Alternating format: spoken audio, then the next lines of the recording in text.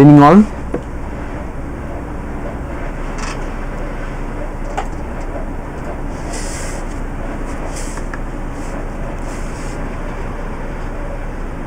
Good evening all. Welcome to AJINORAH Entrance Academy. So, ഇന്നലെ നമ്മൾ physics dhamaka അല്ലേ കുറച്ച് ചാപ്റ്റേഴ്സ് നമ്മൾ ഡിസ്കസ് ചെയ്തിട്ടുണ്ടായിരുന്നു. അപ്പോൾ നമ്മുടെ ഫിസിക്സ് റിവിഷൻ്റെ പാർട്ടിൻ്റെ സെക്കൻഡ് പാർട്ട് റിവിഷൻസ് ആണ് നമ്മൾ ഇന്ന് സ്റ്റാർട്ട് ചെയ്യാൻ പോകുന്നത്. അപ്പോൾ നമ്മൾ ഡിസ്കസ് ചെയ്തതുപോലെ തന്നെയാണ് നമ്മൾ ഇന്ന് എടുക്കാൻ പോകുന്ന ചാപ്റ്റേഴ്സ് എന്നുള്ളത്. System of particles and rotational motion തൊട്ട് തെർമൽ പ്രോപ്പർട്ടീസ് ഓഫ് മാറ്റർ വരെയുള്ള ടോപ്പിക്സ് നമ്മൾ ഇന്ന് കവർ ചെയ്യാൻ പോവുകയാണ്. സോ ശ്രദ്ധിക്കുക.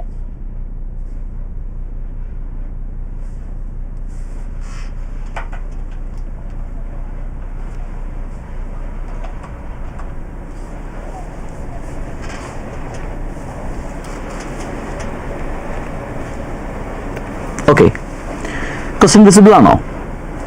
അപ്പോൾ നോക്കുക, ഫസ്റ്റ് ക്വസ്റ്റ്യൻ വന്നിരിക്കുകയാണ് അല്ലേ.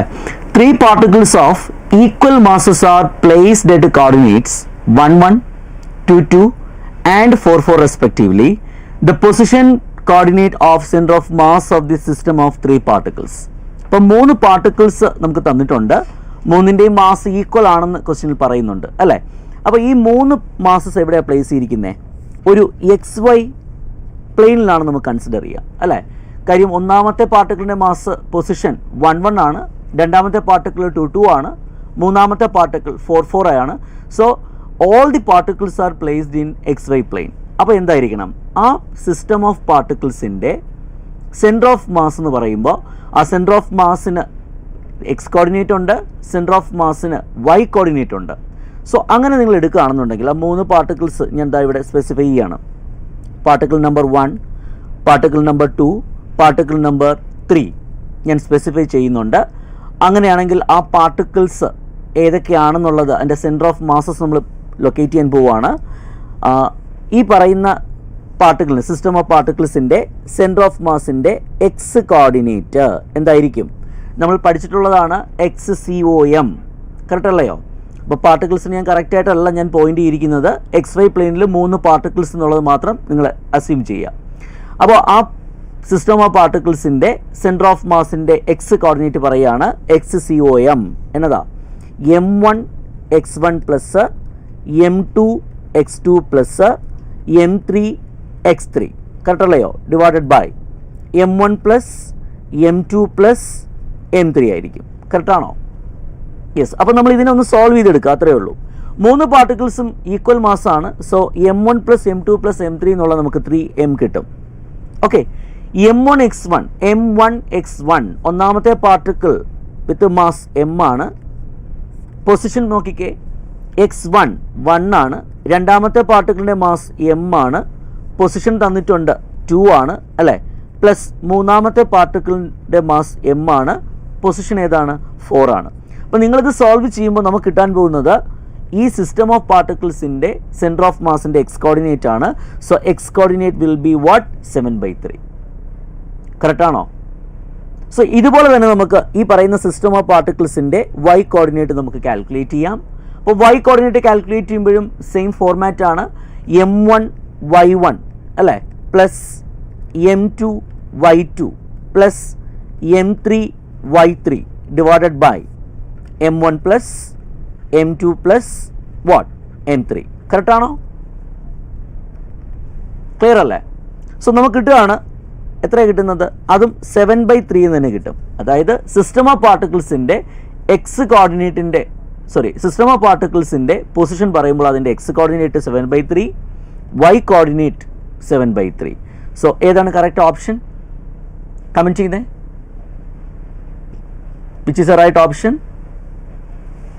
യെസ്, 7/3 അല്ലേ.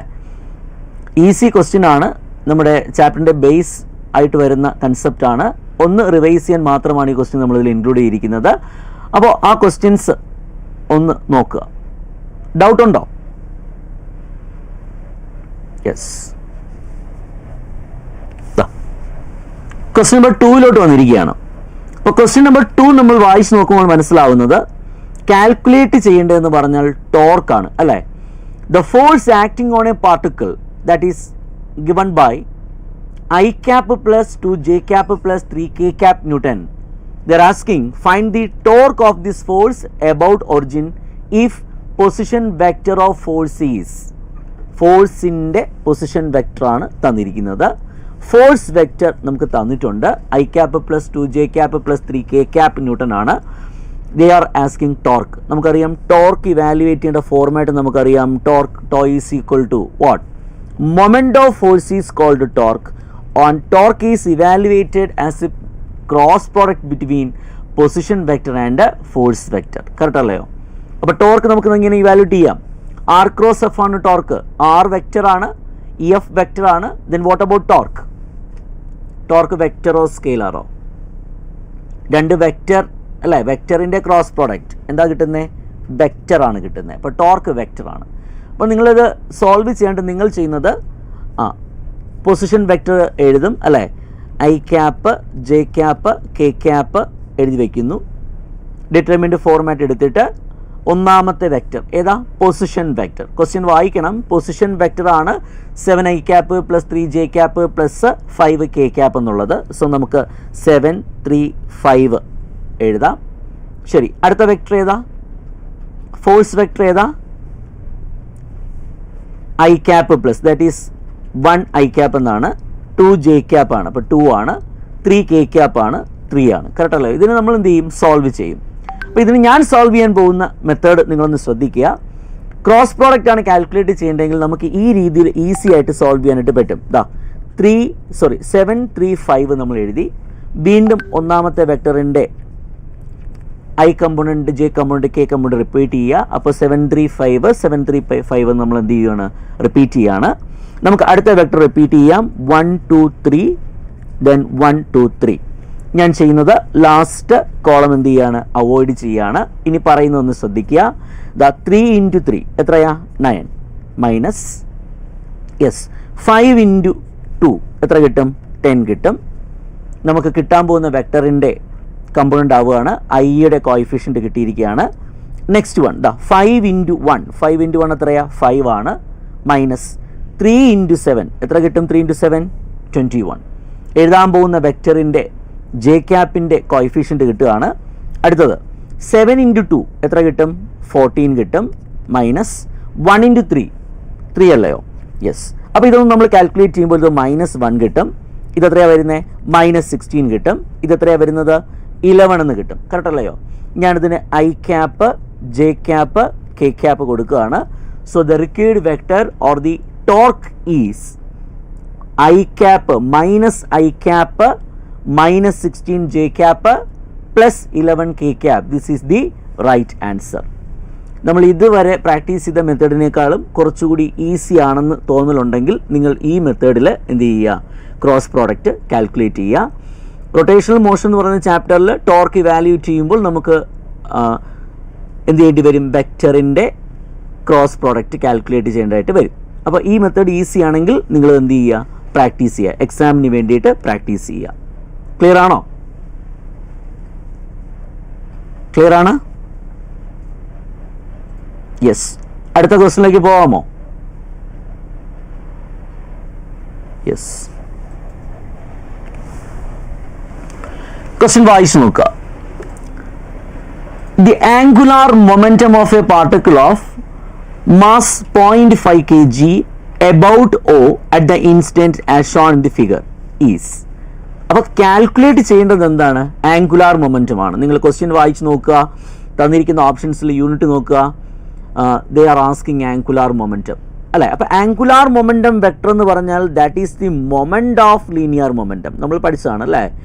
ആംഗുലാർ മൊമെൻറ്റം വെക്ടർ എന്ന് പറഞ്ഞാൽ ആർ ക്രോസ് പി ആണ്. അപ്പോൾ ഇതിൻ്റെ സ്കെയിലാർ ഫോം എഴുതുകയാണെന്നുണ്ടെങ്കിൽ R into momentum, linear momentum എന്നാ കിട്ടും? mv ഇൻറ്റു ആർ എന്ന് കിട്ടും അല്ലേ? ലീനിയർ മൊമെൻറ്റം ഇൻറ്റു ലീനിയർ മൊമെൻറ്റത്തിന് perpendicular distance. Linear momentum into linear മൊമെൻറ്റത്തിന് പെർപെൻഡിക്കുലർ ഡിസ്റ്റൻസ്. അപ്പം ഞാനിവിടെ ഇങ്ങനെ പറയുകയാണ് ആംഗുലാർ മൊമെൻറ്റം എന്ന് പറഞ്ഞാൽ ആർ ഇൻറ്റു ആറിന് പെർപെൻഡിക്കുലർ ആയിട്ടുള്ള മൊമെൻറ്റം. ആറിന് പെർപെൻഡിക്കുലർ ആയിട്ടുള്ള മൊമെൻറ്റം. കറക്റ്റാണോ? ആർ എന്നുള്ളത് എം വിക്ക് പെർപെൻഡിക്കുലർ ആണെങ്കിൽ തിരിച്ചും അല്ലേ? അപ്പോൾ R into linear momentum vector ആണ്. ലീനിയർ മൊമെൻറ്റം വെക്റ്റർ എന്നുള്ളത് ആറിന് പെർപെൻഡിക്കുലർ ആയിട്ടുള്ള ലീനിയർ മൊമെൻറ്റം വെക്റ്റർ. കറക്റ്റ് അല്ലയോ? അപ്പോൾ ഈ പ്രോബ്ലത്തിൽ ആംഗുലാർ മൊമെൻറ്റം കാൽക്കുലേറ്റ് ചെയ്യുമ്പോൾ 6 തന്നിട്ടുണ്ട് അല്ലേ? 6 എത്രയാ? 2 മീറ്റർ അല്ലേ? ഒറിജിനിൽ നിന്ന് പിയിലേക്കുള്ള ഡിസ്റ്റൻസ് എന്നുള്ളത് 6 ആണ്. That is given for you 2 metre. അപ്പോൾ L ഈക്വൽ ടു 2 ഇൻറ്റു, ഇനി നോക്കേണ്ടത് 2വിന് പെർപെൻഡിക്കുലർ ആയിട്ടുള്ള ലീനിയർ മൊമെൻറ്റം ആണ് നോക്കേണ്ടത്. നമുക്ക് വെലോസിറ്റിയുടെ ഡയറക്ഷൻ ഇതാ തന്നിട്ടുണ്ട് അല്ലേ? ഹൊറിസോണ്ടലിൽ നിന്ന് 60 ഡിഗ്രി മാറിയിട്ട. അപ്പോൾ മൊമെൻറ്റത്തിൻ്റെ ഡയറക്ഷൻ ഏതായിരിക്കും? അതേ ഡയറക്ഷൻ ആയിരിക്കും. വെലോസിറ്റിയുടെ ഡയറക്ഷൻ ഏതാണോ അതായിരിക്കും ലീനിയർ മൊമെൻറ്റത്തിൻ്റെ direction. So linear momentum vector is making 60 degree angle with horizontal. Correct ആണോ? ഓക്കെ, ക്ലിയർ ആണ്. അപ്പോൾ നോക്കുക, ലീനിയർ മൊമെൻറ്റത്തിനെ ഞാൻ റിസോൾവ് ചെയ്യാൻ പോവുകയാണ്. ഒന്ന് നിങ്ങൾ ശ്രദ്ധിക്കുക. ലീനിയർ മൊമെൻറ്റത്തിനെ നമ്മൾ റിസോൾവ് ചെയ്യുമ്പോൾ നമുക്ക് കിട്ടുന്നത് ഇതെന്തായിരിക്കും? പെർപെൻഡിക്കുലർ അല്ലേ? പെർപെൻഡിക്കുലർ കമ്പോണൻറ്റ്, ഇതാ ഹൊറിസോണ്ടൽ കമ്പോണൻ്റ് ആണ് വന്നിരിക്കുന്നത്. നമ്മൾ പഠിച്ച ഫാക്റ്റാണ്. ഒരു വെക്റ്റർ, ഇവിടെ ഇത് ലീനിയർ മൊമെൻറ്റം വെക്റ്റർ ആണ്. That vector is making 60 degree angle with horizontal. So definitely this component will be MV cos 60. Correct ആണോ? ലീനിയർ മൊമെൻറ്റത്തിൻ്റെ ഹൊറിസോണ്ടൽ കമ്പോണൻറ്റ് MV cos 60 ആണ്. Then what about this component? Definite ആയിട്ടും ഈ component MV sin 60 ആയിരിക്കും. Correct അല്ലയോ? Yes.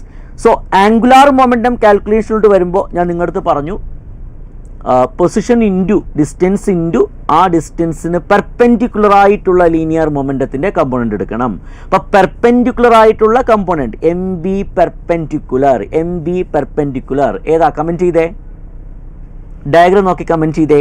MV perpendicular ഏതാണ്? MV sin 60 ആണോ MV cos 60 ആണോ? ഡെഫിനിറ്റ് ആയിട്ടും MV sin 60 ആയിരിക്കും. MV sin 60 നമുക്ക് സബ്സ്റ്റിറ്റ്യൂട്ട് ചെയ്യാം. 6ന് പെർപെൻഡിക്കുലർ ആയിട്ടുള്ള linear momentum component MV sin 60 ആണ്. ആ MV sin 60 നമ്മൾ കൊടുത്തു. 2 ഇൻറ്റു എമ്മിൻ്റെ വാല്യൂ തന്നിട്ടുണ്ടോ നോക്കുക. എമ്മിൻ്റെ വാല്യൂ തന്നിട്ടുണ്ട് 0.5 kg ആണ്. I can substitute it as 1/2 kg. Velocity തന്നിട്ടുണ്ട് 6√3 തന്നിട്ടുണ്ട്. Now take the value of sin 60. sin 60 എത്രയാ? √3/2 ആണ്. കറക്റ്റ് അല്ലയോ? ഒന്ന് സോൾവ് ചെയ്യുന്ന സമയത്ത് നമുക്ക് കിട്ടാൻ പോകുന്നത് എത്രയാ? 6 ഇൻറ്റു അല്ലേ? ഈ 2 കൂടെ സോൾവ് ചെയ്ത് കഴിഞ്ഞാൽ 6 ഇൻറ്റു 3/2 എന്ന് കിട്ടും. That is 9 kilogram metre square (10⁻⁻1) ആണ് ആംഗുലാർ മൊമെൻറ്റം. സോ ഏതാ correct option? Which is the correct option? Yes, option 2 ആണ് കേട്ടോ. ഓപ്ഷൻ 2 ആണ് കറക്റ്റ് ആൻസർ. കൺസെപ്റ്റ് ക്ലിയർ ആണോ? Yes. Okay. So next question.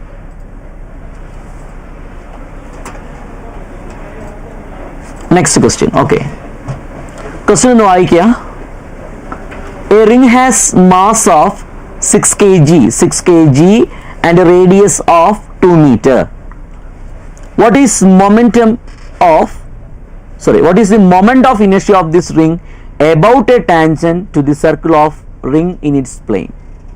Question വായിച്ചു നോക്കുക. ഒരു റിംഗ് ഉണ്ട്, റിങ്ങിൻ്റെ മാസ് നമുക്ക് തന്നിട്ടുണ്ട് അല്ലേ? റിങ്ങിൻ്റെ മാസ് തന്നിട്ടുണ്ട്. അപ്പോൾ റിംഗ് ഉണ്ട്. യെസ്, റിങ്ങിൻ്റെ മാസ് എത്രയാ? 6 kg തന്നിട്ടുണ്ട്. റിങ്ങിൻ്റെ മാസ് എന്നുള്ളത് 6 kg ആണ്. റേഡിയസ് തന്നിട്ടുണ്ട്. എത്രയാ radius?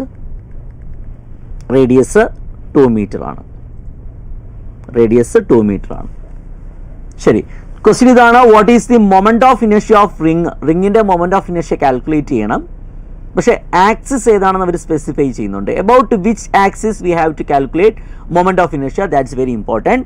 About a tangent to the circle of ring in its plane. About a ടാൻജന്റിനെ ബേസ് ചെയ്താണ് മൊമെന്റ് ഓഫ് ഇനർഷ്യ കാൽക്കുലേറ്റ് ചെയ്യേണ്ടത്. ആ ടാൻജന്റ് എന്നുള്ളത് റിങ്ങിൻ്റെ പ്ലെയിനിലായിരിക്കും. റിങ്ങിൻ്റെ പ്ലെയിനിന് പെർപെൻഡിക്കുലർ ആയിട്ടുള്ള റിങ്ങിൻ്റെ പ്ലെയിനിൽ റിങ്ങിന് ടാൻജൻ്റ് ആയിട്ട് വരുന്ന ആക്സിസ്. അപ്പം ഞാനിതിനെ AB എന്ന് എടുക്കുകയാണെന്നുണ്ടെങ്കിൽ IAB ആണ് നമുക്ക് ഇവാലുവേറ്റ് ചെയ്യേണ്ടത്. We have to evaluate moment of inertia of ring about the axis A ബിയെ ബേസ് ചെയ്ത് മൊമെന്റ് ഓഫ് ഇനർഷ്യ കാൽക്കുലേറ്റ് ചെയ്യണം. അപ്പോൾ നോക്കുക, നമ്മുടെ മനസ്സിൽ മൊമെന്റ് ഓഫ് ഇനർഷ്യ കാൽക്കുലേറ്റ് ചെയ്യാനായിട്ട് നമ്മൾ 2 തിയറംസ് പഠിച്ചു വെച്ചിട്ടുണ്ട്. ഏതൊക്കെയാണ്? പാരലൽ ആക്സിസ് തിയറവും പെർപെൻഡിക്കുലർ ആക്സിസ് തിയറവും. കറക്റ്റ് അല്ലേ? അപ്പോൾ ഈ പാരലൽ ആക്സിസ് തിയറം നമ്മളിവിടെ യൂസ് ചെയ്യണമെങ്കിൽ ഒരു ആക്സിസ് കൂടി നമ്മൾ കൺസിഡർ ചെയ്യണം. ആ ആക്സിസ് ഏതിൽ കൂടി പാസ് ചെയ്യണം? റിങ്ങിൻ്റെ സെൻറ്റർ ഓഫ് മാസിൽ കൂടി, സെൻറ്ററിൽ കൂടി പാസ് ചെയ്യണം. അപ്പോൾ പാരലൽ ആക്സിസ് തിയറം അപ്ലൈ ചെയ്യാനായിട്ട് റിങ്ങിൻ്റെ സെൻറ്ററിൽ കൂടി, സെൻറ്റർ ഓഫ് മാസിൽ കൂടി ഞാനൊരു ആക്സിസ് എടുത്തു. ഈ ആക്സിസിനെ ബേസ് ചെയ്ത് നോക്കിക്കേ, ഈ ആക്സിസിനെ ബേസ് ചെയ്ത് എനിക്ക് വേണമെങ്കിൽ ഇതിനെ, ഈ ആക്സിസിനെ വേണമെങ്കിൽ എക്സ് വൈ എന്ന് കൊടുക്കാം. അപ്പോൾ എക്സ് വൈയെ ബേസ് ചെയ്ത് റിങ്ങിൻ്റെ മൊമെന്റ് ഓഫ് ഇനർഷ്യ എത്രയാ? എക്സ് വൈയെ ബേസ് ചെയ്ത് റിങ്ങിൻ്റെ മൊമെന്റ് ഓഫ് ഇനർഷ്യ എത്രയാ? എക്സ് വൈയെ ബേസ് ചെയ്ത് റിങ്ങിൻ്റെ moment of inertia, X Y എന്ന് പറഞ്ഞാൽ സെൻട്രൽ കൂടിയാണ് പോകുന്നത്, പ്ലെയിനിലാണ്, ഡയമീറ്ററിൽ കൂടിയാണ് പാസ് ചെയ്യുന്നത്. കറക്റ്റ് അല്ലയോ? അപ്പോൾ റിങ്ങിൻ്റെ moment of inertia about an axis passing through its diameter എത്രയാ പഠിച്ചത്? Half M R square. Moment of inertia of ring about an axis passing through its diameter will be half M R square. അപ്പോൾ I X Y എന്ന് പറഞ്ഞാൽ half M R square ആണ്. ഈ I X Y ആണ് നമ്മുടെ പ്രോബ്ലത്തിലെ ICOM, അതായത് centre of മാസിൽ കൂടി pass ചെയ്യുന്ന ആക്സിസിനെ ബേസ് ചെയ്തിട്ടുള്ള മൊമെന്റ് ഓഫ് ഇനർഷ്യ. ഓക്കെ, ഇപ്പോൾ പാരലൽ ആക്സിസ് ആയി കഴിഞ്ഞു. നമുക്ക് പാരലൽ ആക്സിസ് തമ്മിലുള്ള ഡിസ്റ്റൻസ് എന്നുള്ളത് റേഡിയസിൻ്റെ ഡിസ്റ്റൻസിന് ഈക്വൽ ആണ്. പാരലൽ ആക്സിസ് തിയറം പറയുന്നത് ഒരു ആക്സിസിനെ ബേസ് ചെയ്തിട്ടുള്ള മൊമെന്റ് ഓഫ് ഇനർഷ്യ എന്ന് പറഞ്ഞാൽ 2 കാര്യങ്ങളുടെ സം എന്നാണ് പറയുന്നത് അല്ലേ? ഏതൊക്കെയാ? ഒന്ന്, സെൻറ്റർ ഓഫ് മാസിൽ കൂടി പാസ് ചെയ്യുന്ന ആക്സിസിനെ ബേസ് ചെയ്തിട്ടുള്ള മൊമെന്റ് ഓഫ് ഇനർഷ്യ പ്ലസ് രണ്ടാമത്തേതാ? യെസ്, ബോഡിയുടെ മാസ്, റിങ്ങിൻ്റെ മാസ്, പിന്നെന്താ? ഈ പാരലൽ ആക്സിസിൻ്റെ സെപ്പറേഷൻ ഡിസ്റ്റൻസിൻ്റെ സ്ക്വയർ. കറക്റ്റ് അല്ലയോ? സോ നമുക്ക് എഴുതാൻ പറ്റും, according to parallel axis theorem we can write IAB equal to ICOM plus MR square എന്ന് എഴുതി വെക്കാൻ പറ്റും അല്ലേ? ഇത് സോൾവ് ചെയ്യാണ്. ICOM moment of inertia of the ring about an axis passing through it centre of mass എത്രയാ? Half MR square plus MR square ഞാൻ അതുപോലെ എഴുതുകയാണ്. സോൾവ് ചെയ്യുമ്പോൾ എത്ര കിട്ടുമോ? 3/2 MR സ്ക്വയർ കിട്ടും അല്ലേ? 3/2 MR സ്ക്വയർ. നമുക്ക് വേണ്ടത് moment of inertia about the axis AB ആണ്. വാല്യൂസ് കൊടുത്ത് നോക്കാം. M എത്രയാ? റിങ്ങിൻ്റെ മാസ് എത്രയാ? 6 kg ആണ് അല്ലേ? 6 × R റേഡിയസ് അല്ലയോ? യെസ്, ഈ 2 ആക്സിസ് തമ്മിലുള്ള സെപ്പറേഷൻ എത്രയാ? 2 ആണ്. അപ്പോൾ 2ൻ്റെ സ്ക്വയർ നമ്മളിതാ സോൾവ് ചെയ്യുകയാണ്. സോൾവ് ചെയ്യുമ്പോൾ നമുക്ക് കിട്ടുന്നത് എത്രയാണ്? 18 × 2 ദാറ്റ് ഈസ് 36 എന്ന് കിട്ടും. Kilogram metre square. 36 kilogram metre square is the moment of inertia of the given ring about the axis AB. അപ്പോൾ AB റിങ്ങിന് ടാൻസെൻ്റ് ആണ്, റിങ്ങിൻ്റെ പ്ലെയിനിലാണുള്ളത്. അതുകൊണ്ടാണ് നമ്മൾ പാരലൽ ആക്സിസ് തിയറം ഇവിടെ അപ്ലൈ ചെയ്തത്. കറക്റ്റ് ആണോ? ക്ലിയർ ആണോ? കൺസെപ്റ്റ് ഓക്കെ ആണോ? യെസ്, സിമ്പിൾ അല്ലയോ? അപ്പോൾ ഇതൊക്കെ ഒന്ന് പ്രാക്ടീസ് ചെയ്യണം കേട്ടോ. ഇതുപോലുള്ള പ്രോബ്ലംസ് പ്രാക്ടീസ് ചെയ്തിട്ട് വേണം എക്സാമിന് നമ്മൾ പോകാനായിട്ട്. യെസ്, ശരി. അപ്പോൾ അടുത്ത ക്വസ്റ്റ്യൻ വായിച്ച് നോക്കിയിട്ട് ഈ ക്വസ്റ്റ്യൻ എന്തിൻ്റെ ബേസിൽ ചെയ്യുന്നുള്ളതൊന്ന് കമൻറ്റ് ചെയ്യുക. ഒരു റിംഗ് ഉണ്ട്, സർക്കുലർ റിംഗ് ഉണ്ട്, റേഡിയസ് 2 മീറ്റർ ആണെന്ന് പറയുന്നുണ്ട്, മാസ് എത്രയാ? 100 kg, right? It rolls purely along horizontal floor so that its center of mass, COM എന്ന് ഉദ്ദേശിക്കുന്നത് സെൻറ്റർ ഓഫ് മാസ് ആണ് കേട്ടോ. സെൻറ്റർ ഓഫ് മാസിൻ്റെ സ്പീഡ് തന്നിട്ടുണ്ട് 20 cm/s. Work required to stop the rolling റിങ്ങിൻ്റെ stop ചെയ്യാൻ ആവശ്യമായിട്ടുള്ള വർക്ക് ഡൺ ആണ് calculate ചെയ്യേണ്ടത്. അപ്പോൾ റിങ് എന്ത് ചെയ്യാണ്? ഒരു പ്ലെയിനിൽ കൂടി ഇങ്ങനെ റോൾ ചെയ്യാണ്. റോളിംഗ് നമ്മൾ പഠിച്ചിട്ടുണ്ട്. It is A combination of translatory motion and rotational motion. അപ്പോൾ റോളിംഗ് മോഷനിൽ കൈനറ്റിക് എനർജിയൊക്കെ നമ്മൾ കാൽക്കുലേറ്റ് ചെയ്യാൻ പഠിച്ചിട്ടുണ്ട്. റോളിംഗ് മോഷനിൽ കൈനറ്റിക് എനർജി എത്രയാ? റോൾ ചെയ്യുന്ന ഒബ്ജക്ട്സിൻ്റെ കൈനറ്റിക് എനർജി എത്രയാ? സെൻറ്റർ ഓഫ് മാസിനെ ഡിപ്പെൻഡ് ചെയ്യും അല്ലേ? 1/2 × m mass of the rolling body. അതിൻ്റെ സെൻറ്റർ ഓഫ് മാസിൻ്റെ വെലോസിറ്റിയുടെ സ്ക്വയർ എഴുതണം ഇൻറ്റു ഒരു ഫാക്ടർ നിങ്ങൾ പഠിച്ചു വെക്കണം 1 + k² എന്നതാ r². കറക്റ്റ് അല്ലയോ? അപ്പോൾ k നമ്മൾ പഠിച്ചിട്ടുണ്ട്. k എന്നുള്ളത് എന്താണ്? റേഡിയസ് ഓഫ് ഗൈറേഷനെയാണ് നമ്മൾ k എന്ന് പറയുന്നത്. അപ്പോൾ ഈ റേഡിയസ് ഓഫ് ഗൈറേഷൻ കാൽക്കുലേറ്റ് ചെയ്യാനും നമുക്കറിയാം. റേഡിയസ് ഓഫ് ഗൈറേഷൻ കാൽക്കുലേറ്റ് ചെയ്യാനും അറിയാം. ഡൗട്ട് ഉള്ളവർ ഒന്ന് ശ്രദ്ധിച്ചേക്കുക. ഇപ്പോൾ നോക്കാം, നമ്മൾ നേരത്തെ പ്രോബ്ലത്തിൽ പറഞ്ഞായിരുന്നു റിങ്ങിൻ്റെ moment of inertia about an axis passing through the diameter എത്രയാണ് പറഞ്ഞേ? Half mr². കറക്റ്റ് അല്ലേ? റിങ്ങിൻ്റെ moment of inertia about an axis passing through its diameter 1/2 mr². Previous പ്രോബ്ലത്തിൽ പറഞ്ഞതാണ്. അപ്പം നിങ്ങൾ എൻട്രൻസിന് പ്രിപ്പയർ ചെയ്യുമ്പോൾ മൊമെൻ്റ് ഓഫ് ഇനർഷ്യ എന്നുള്ളത് ZMR² ഫോർമാറ്റിൽ ഒന്ന് ആലോചിച്ചിരിക്കുക. ZMR² format. എൻ്റെ ബെനിഫിറ്റ് ഇതാണ്. ഈ പ്രോബ്ലത്തിൽ ഇസഡിൻ്റെ വാല്യൂ എത്രയാണോ? ഈ പ്രോബ്ലത്തിൽ ഇസഡിൻ്റെ വാല്യൂ എത്രയാ? 1/2 അല്ലേ?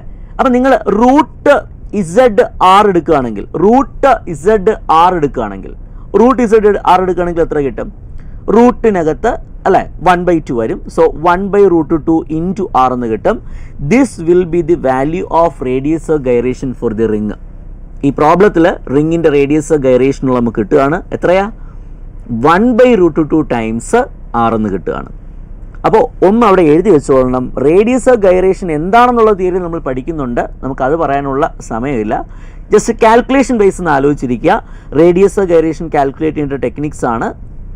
Moment of inertia Z times mr² ഫോർമാറ്റിൽ എടുത്തതിന് ശേഷം കെയുടെ വാല്യൂ റൂട്ട് ZR എന്ന് നമുക്ക് എന്ത് ചെയ്യാം? കാൽക്കുലേറ്റ് ചെയ്യാം. കറക്റ്റ് ആണോ? യെസ്. അങ്ങനെയാണെങ്കിൽ ഒരു പ്രോബ്ലം, ഒരു പ്രാക്ടീസ് പ്രോബ്ലം തരികയാണ്.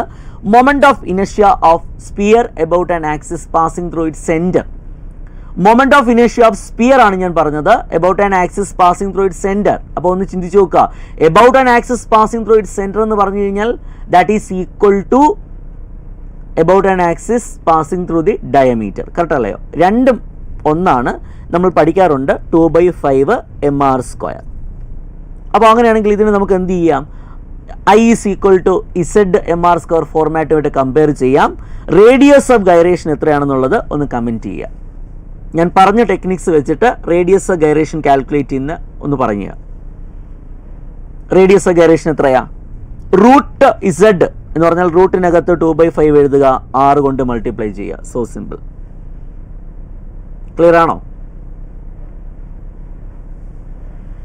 ഓക്കെ ആണോ? ഓക്കെ ആണ്? യെസ്. ശരി, ഞാനിത് റൈസ് ചെയ്യാണ്. നമുക്ക് പ്രോബ്ലത്തിലോട്ട് വരാം. നമുക്ക് തന്നിരിക്കുന്ന ഒബ്ജക്റ്റ് റിംഗ് ആണ്.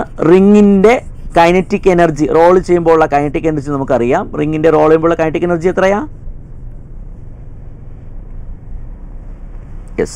½ m ഇൻറ്റു അല്ലേ റിങ്ങിൻ്റെ സെൻറ്റർ ഓഫ് മാസിൻ്റെ വെലോസിറ്റിയുടെ square into 1 + k² r². K എന്ന് പറയുന്നത് എന്താണ്? റേഡിയസ് ഓഫ് ഗൈറേഷൻ ആണ്. കാൽക്കുലേറ്റ് ചെയ്യേണ്ട മെത്തേഡ് നമ്മൾ പറഞ്ഞു തന്നു. അപ്പോൾ റിങ് എന്ത് ചെയ്യാണ്? റോൾ ചെയ്യാണ്. റിങ് റോൾ ചെയ്യാണ്. അപ്പോൾ റിങ് റോൾ ചെയ്യുമ്പോൾ റിങ്ങിൻ്റെ റോളിംഗ് നിങ്ങൾ കൺസിഡർ ചെയ്യുമ്പോൾ actually that is rolling rotating about an axis passing through it centre. Correct അല്ലേ? അപ്പോൾ റിങ്ങിൻ്റെ moment of inertia about an axis passing through the centre എത്രയാ? ബേസിക് ആയിട്ട് നമ്മൾ പഠിക്കുന്നതാണ് അല്ലേ? ആദ്യം പഠിക്കുന്നതാ.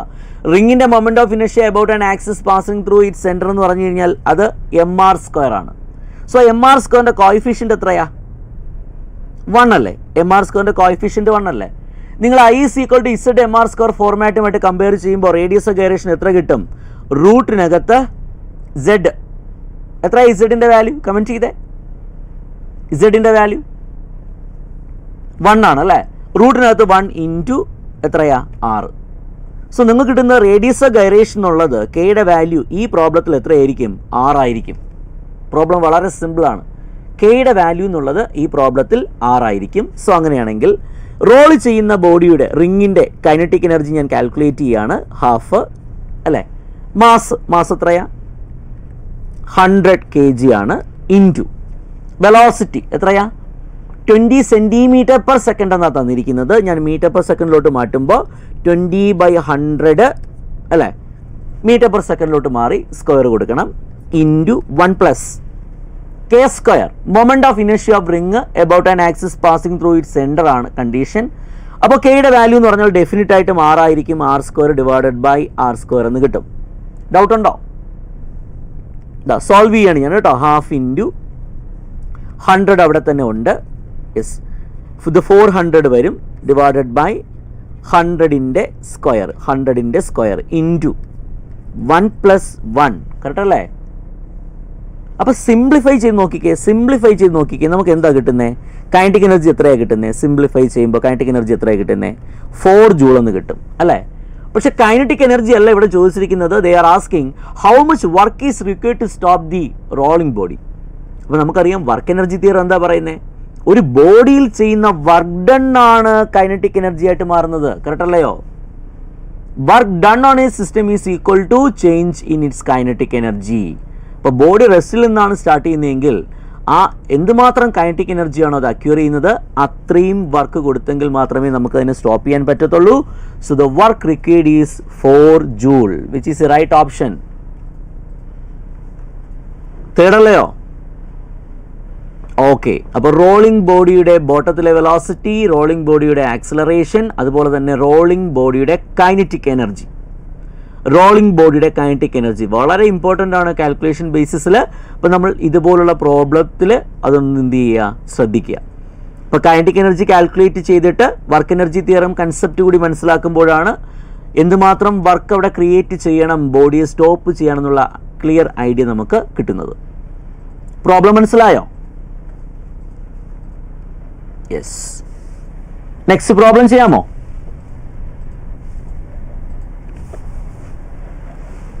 ശരി. അപ്പോൾ റൊട്ടേഷണൽ മോഷൻ കഴിഞ്ഞിട്ട് പിന്നെ വരുന്ന ചാപ്റ്ററാണ് ഗ്രാവിറ്റേഷൻ. ഗ്രാവിറ്റേഷനിലെ ക്വസ്റ്റ്യൻസ് കുറച്ചുകൂടിയൊക്കെ മറ്റ് ചാപ്റ്റേഴ്സിനെ വെച്ച് നോക്കുമ്പോൾ ഈസി ആയിരിക്കും. ഇവിടെ ഒരു ക്വസ്റ്റ്യൻ നമുക്ക് തന്നിട്ടുണ്ട്.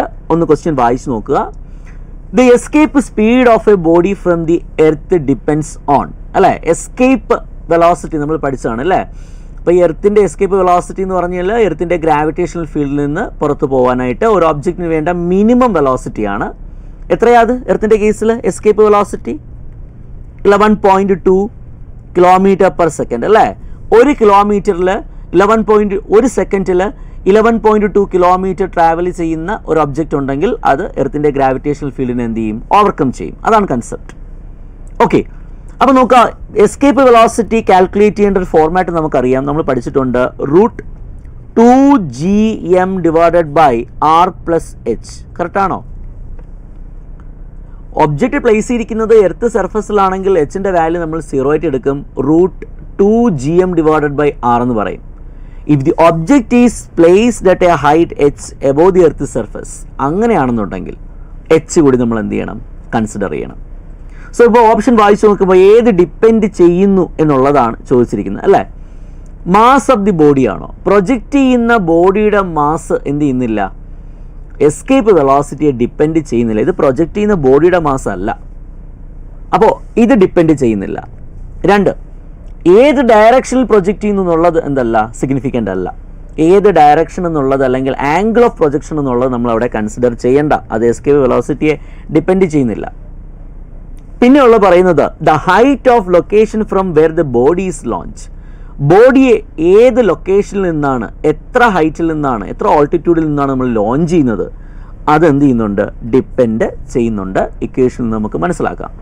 സോ ഓപ്ഷൻ എന്നുള്ളത് 3rd ആയിരിക്കും. അപ്പോൾ 4ൽ തന്നിരിക്കുന്ന ഓൾ ഓഫ് ദീസ് എന്നുള്ളതും എന്തായിരിക്കും? ഇൻകറക്റ്റ് ആയിരിക്കും. കറക്റ്റ് അല്ലേ? യെസ്. അപ്പോൾ ഇതിലൊരു അഡീഷണൽ ക്വസ്റ്റ്യൻ ഇതാണ്. ഞാൻ ഇതിനെ ഒന്ന് മാറ്റി എഴുതുകയാണ്. b is equal to √gm divided by r + h. ഇതെന്തിൻ്റെ ഇക്വേഷനാണ്? ഇത് ഓർബിറ്റൽ വെലോസിറ്റിയുടെ ഇക്വേഷനാണ് കേട്ടോ. Orbital velocity. അപ്പോൾ എസ്കേപ്പ് വെലോസിറ്റിയും ഓർബിറ്റൽ വെലോസിറ്റിയും നിങ്ങൾ ഒരുമിച്ച് പഠിക്കുക. അവിടെ ഒരു റിലേഷൻ കൂടി നമ്മൾ ഓർമ്മിച്ചിരിക്കുക. Relation between escape velocity and orbital velocity. Clear ആണോ? യെസ്.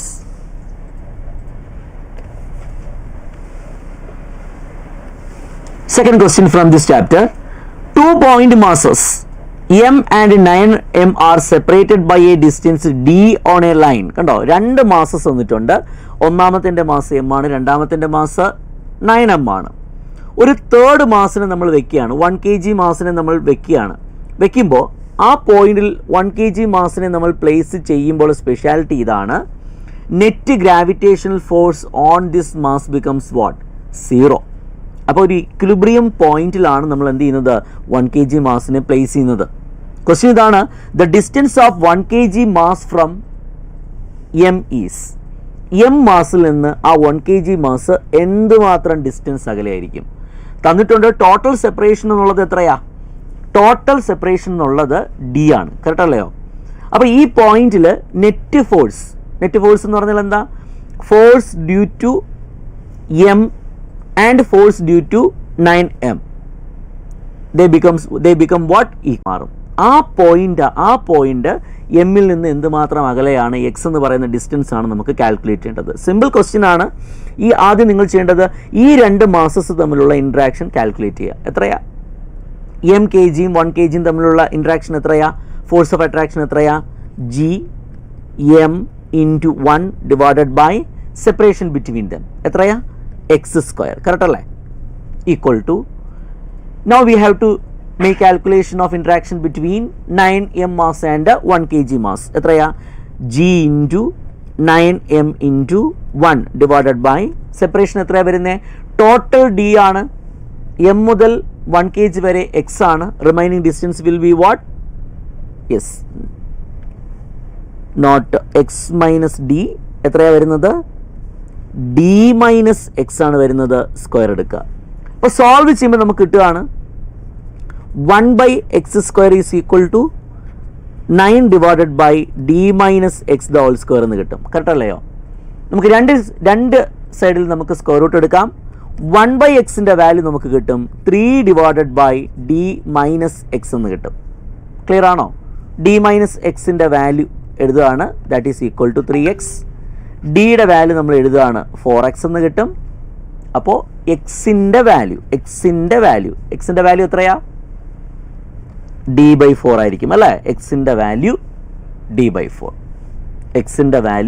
d/4. സിമ്പിൾ ക്വസ്റ്റ്യൻ ആണ്. ക്വസ്റ്റ്യൻ നമ്മുടെ NCERT ബേസ്ഡ് ക്വസ്റ്റ്യൻ ആണ്. നമ്മളിത് ചെയ്തിട്ടുണ്ട്. അപ്പോൾ ഒന്നുകൂടി ഇതുപോലുള്ള കൺസെപ്റ്റ് ഒക്കെ ഉണ്ടെങ്കിൽ ഒന്നെന്ത് ചെയ്യുക? റിവൈസ് ചെയ്യുക. ഓക്കെ, അപ്പോൾ പ്രീവിയസ് ഇയർ ക്വസ്റ്റ്യൻസ് നമ്മൾ നോക്കിക്കഴിഞ്ഞിരുന്നാൽ നോക്ക്, സാറ്റലൈറ്റ് ഇത് അവിടെ തന്നിരിക്കുകയാണ്. ഇതുപോലുള്ള ക്വസ്റ്റ്യൻ നമുക്ക് കാണാൻ പറ്റും. A satellite revolving around earth has potential energy -2 megajoule അല്ലേ?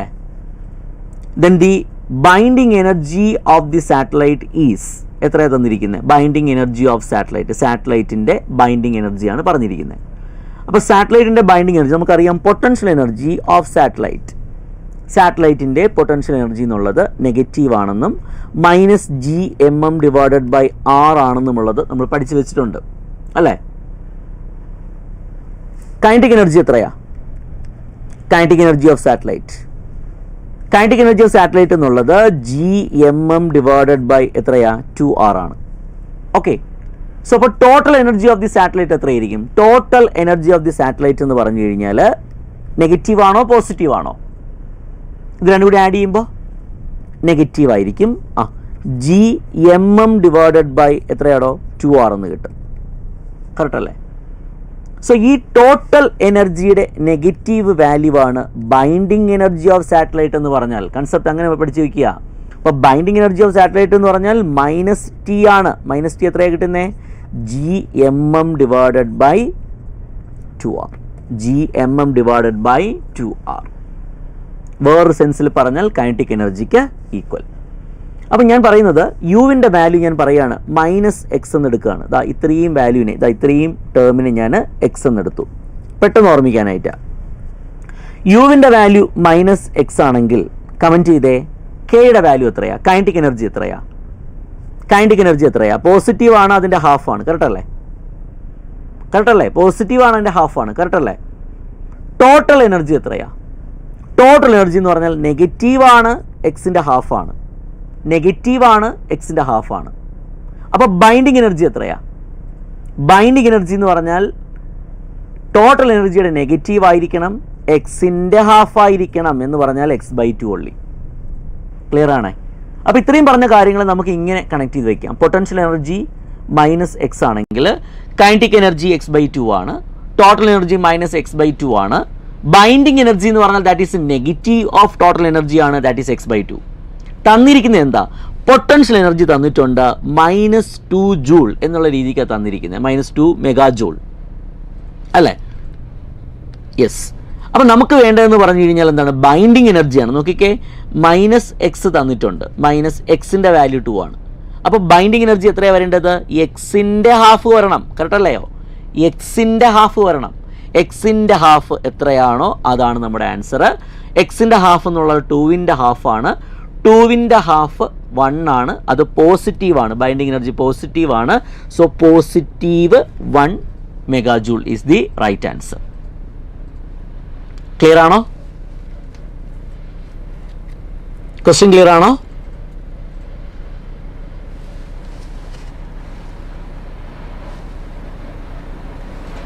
ഡൗട്ട് ഉണ്ടോ? ഇല്ല. അപ്പോൾ ഈ ഒരു ഫോർമാറ്റിൽ അതെന്ത് ചെയ്യുക? പഠിച്ചു വയ്ക്കുക. Potential energy, kinetic energy, total energy, then binding energy. Yes.